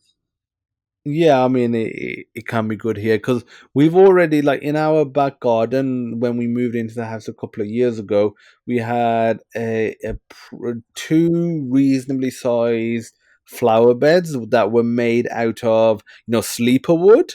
So it's like really high quality beds, but there's just a bunch of stones like gravel in there, and there's a bit that some stuff that grow out of it, but it's just more decorative flowers, plants kind of thing. But what I do plan on doing this summer or soon, because it is good growing season now, is taking or at least from one flower bed, experimenting for now instead of doing it in both because it's going to be a bit of work. Just do it from one, get all the gravel out, get some good soil laid down, and just start planting some stuff, some lettuce. Just trying to think what else would grow, because again it's not enclosing like a greenhouse thing, and there's something on, but something that will grow exposed, because obviously tomatoes, I think especially in the UK, you need a greenhouse. Cucumbers, I'd say so as well. Bananas We've we got definitely would 60-day be able to cucumbers grow. because I can do cucumbers here, but I have to get short season cucumbers. Like it really depends on the variety that you get. And once you understand what your growing season is, then you just kind of match it to the seeds that you use. And like you can buy like commercial seeds that don't even produce like other viable seeds. But I don't do that. Like all of what I do is heirloom, which means that you can harvest the seeds from what you're growing and then plant them again. Um, but a lot of the commercial seeds that you have, they don't actually even allow you to do that because they won't grow viable seeds, which is crazy. Um, and I found that the heirloom stuff just tastes way better, and I think it has like there's more. It's better for you. Okay. And like, what happens, when it's at the end of the season for that particular, plant, that particular fruit or veg, and let's say, there's still a bunch of fruit or veg, that plant's still there, but you don't need it. Do you just let it die and go back into the soil, or do you think is it better to, you know, cut it off? I I I compost everything and then put it back in the soil because basically Okay. you're putting back all the nutrition from the soil back in the soil. Okay, fair enough. Yeah, actually, that's another thing I'll have to get is like a little setup for compost as well. That's not too expensive, and that's pretty easy to do. But yeah, just something I Honestly, need it's to really get easy. aside.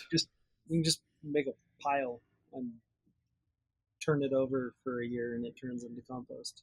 Yeah, Like you can buy special stuff to do it, and it does make it a little bit easier. But like honestly, you don't need anything to get started. Like you just go to the store and buy a couple of seeds and get started. yeah. It's pretty straightforward. Cool. Oh yeah, I'm. After having this conversation, I'm definitely more motivated, than ever to start my garden and get some stuff planted. Even if it's just lettuce initially, because we go through a decent amount of lettuce in the house.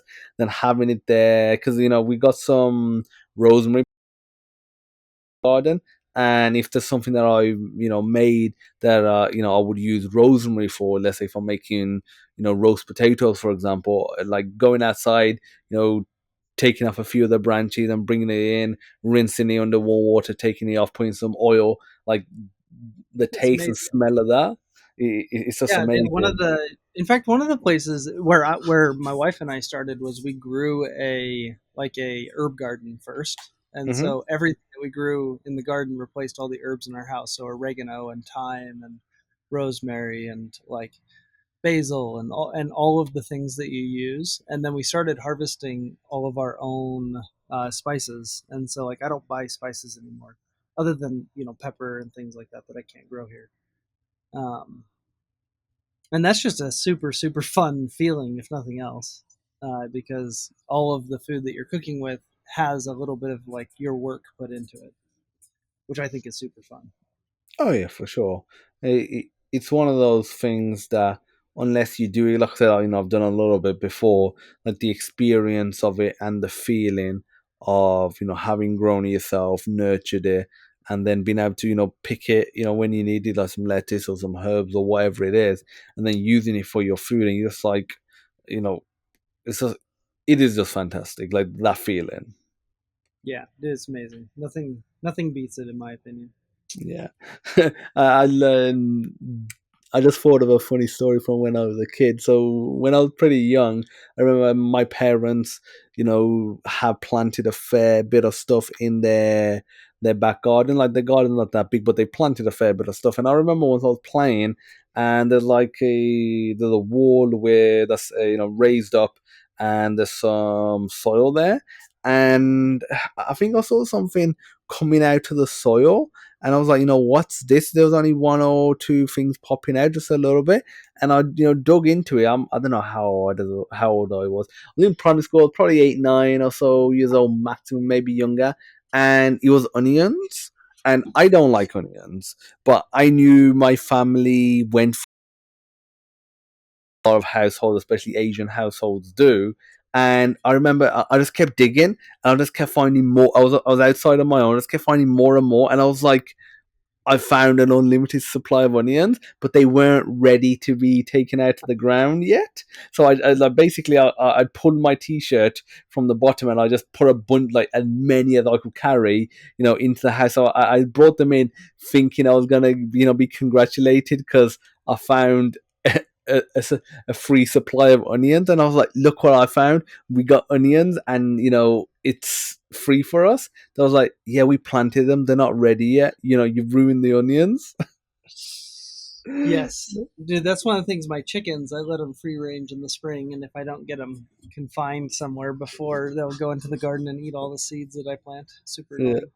Yeah, yeah. I mean, that must have been, annoying for my parents. I'm just thinking, like, my daughter's only a year and 1 month old, but when she's a bit older, if she does something like that, I can just imagine how annoyed I would be.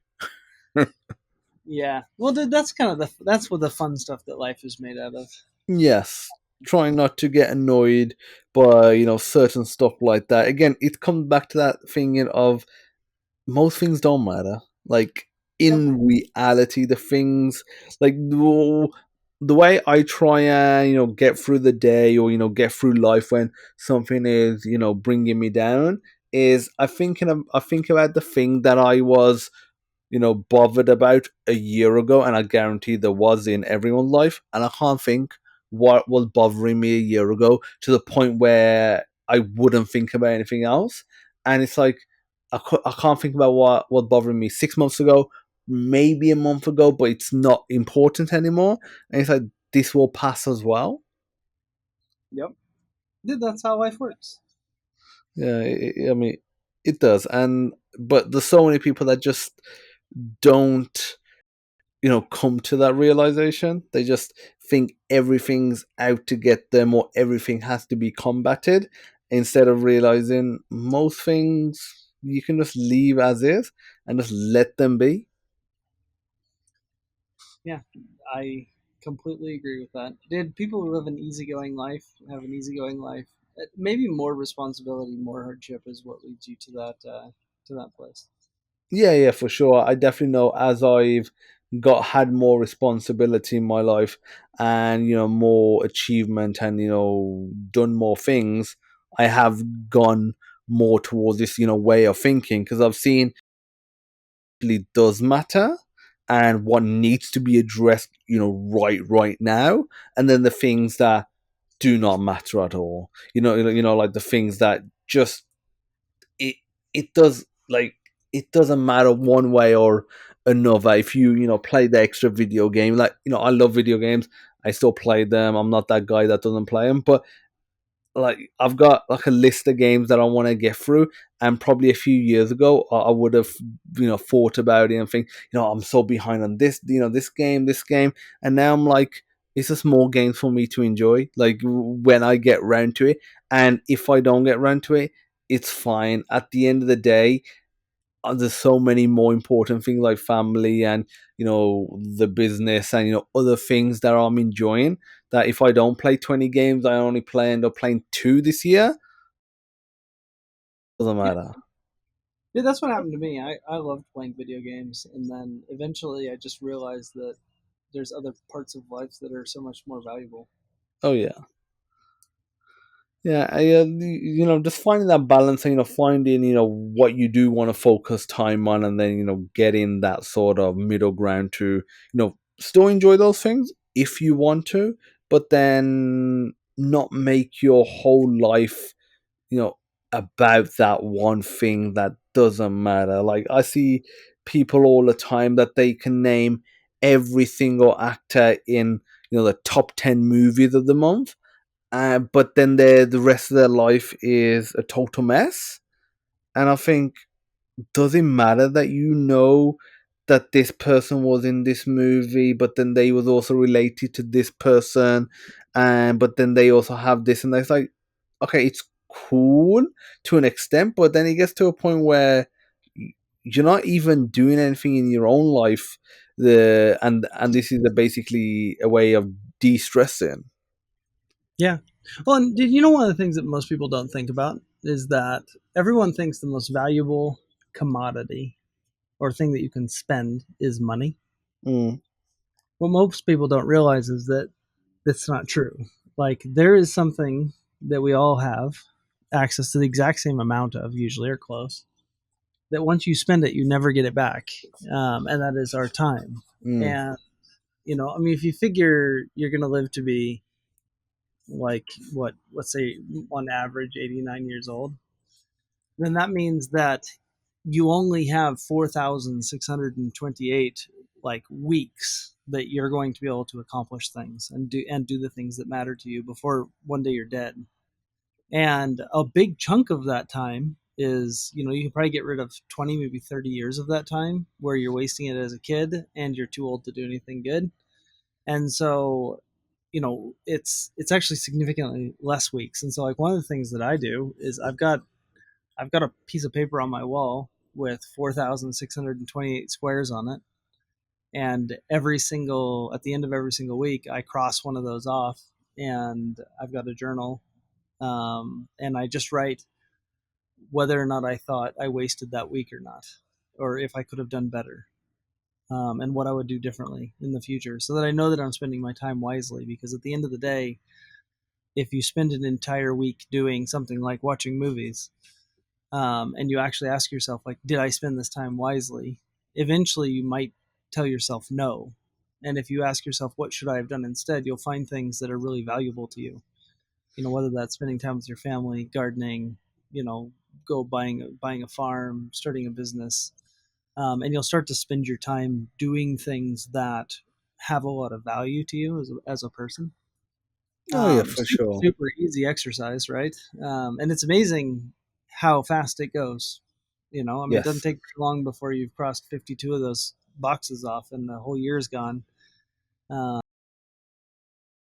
Journal of stuff that you can go back and figure out whether or not you regretted living your life or whether or not you were satisfied with living your life and the improvements that you can make. I'm actually, one of the things I want to build is an AI version of that habit, so that I can go have a conversation with my past self and try to understand whether or not the past version of me was actually happy with with how I lived the last year, or in my 20s. Am I making progress between my 30s and my 40s, and things along those lines, or my 20s and my 30s?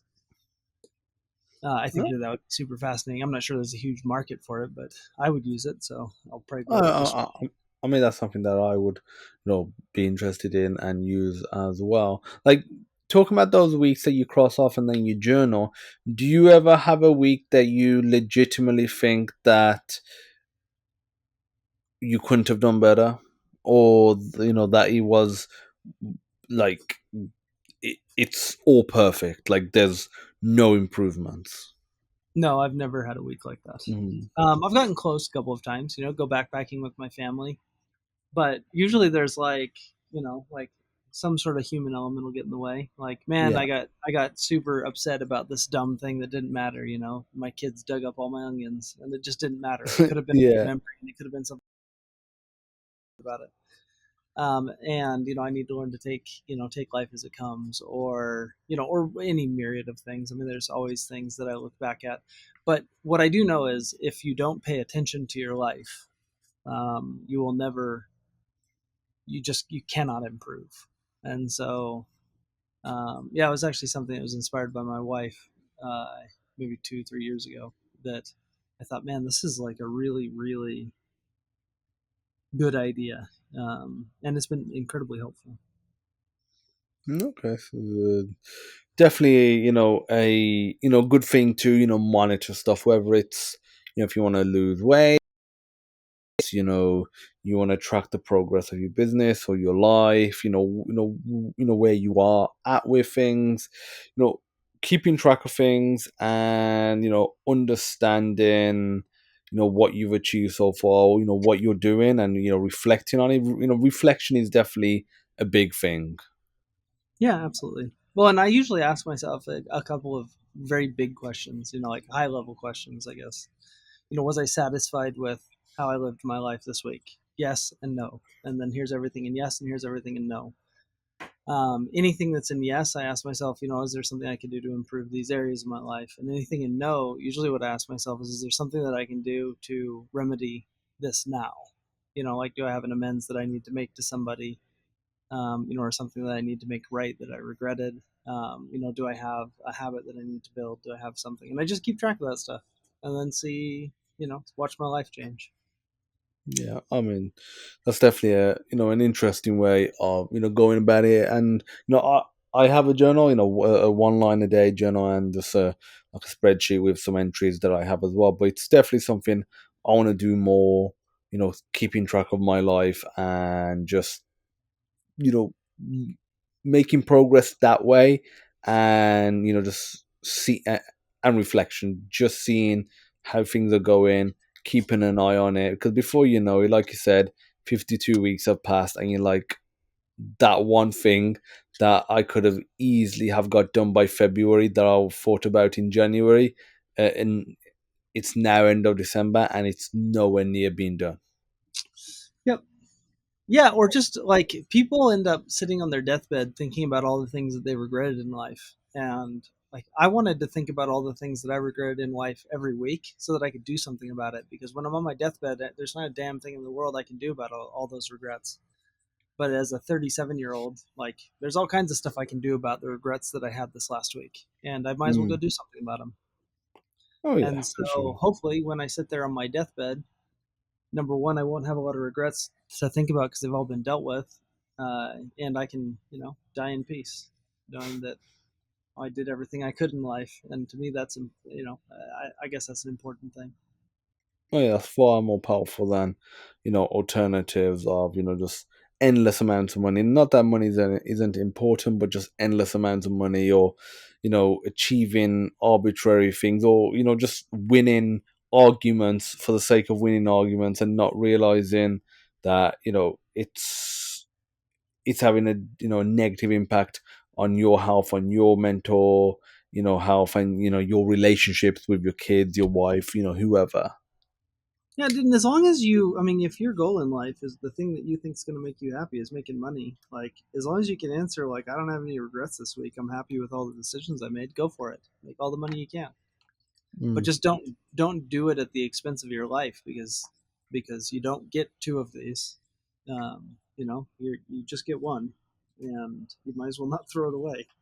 Yeah. And I just think the vast majority of people tend to just throw their lives away, which I think is tragic. Oh yeah. And I don't want to be on that road. But anyways, dude, I do have to go. I really appreciate you jumping on the podcast, Jesse. And I'll get, any links of you for anyone that's listening, the Rapid Innovation, Twitter pages, that sort of stuff, so people can check you out. And so, yeah, thank you for coming on, Jesse. Really appreciate you talking about Web3, your journey, and, obviously AI as well, because that was a big talk for today. And, enjoy the rest of your day, Jesse. Dude, I will indeed. It was a fantastic conversation. Enjoyed it a lot. Fantastic. So thanks for listening, everyone, to this episode of FireDEV. Stay tuned for next week's episode, and I'll see you soon. Bye bye.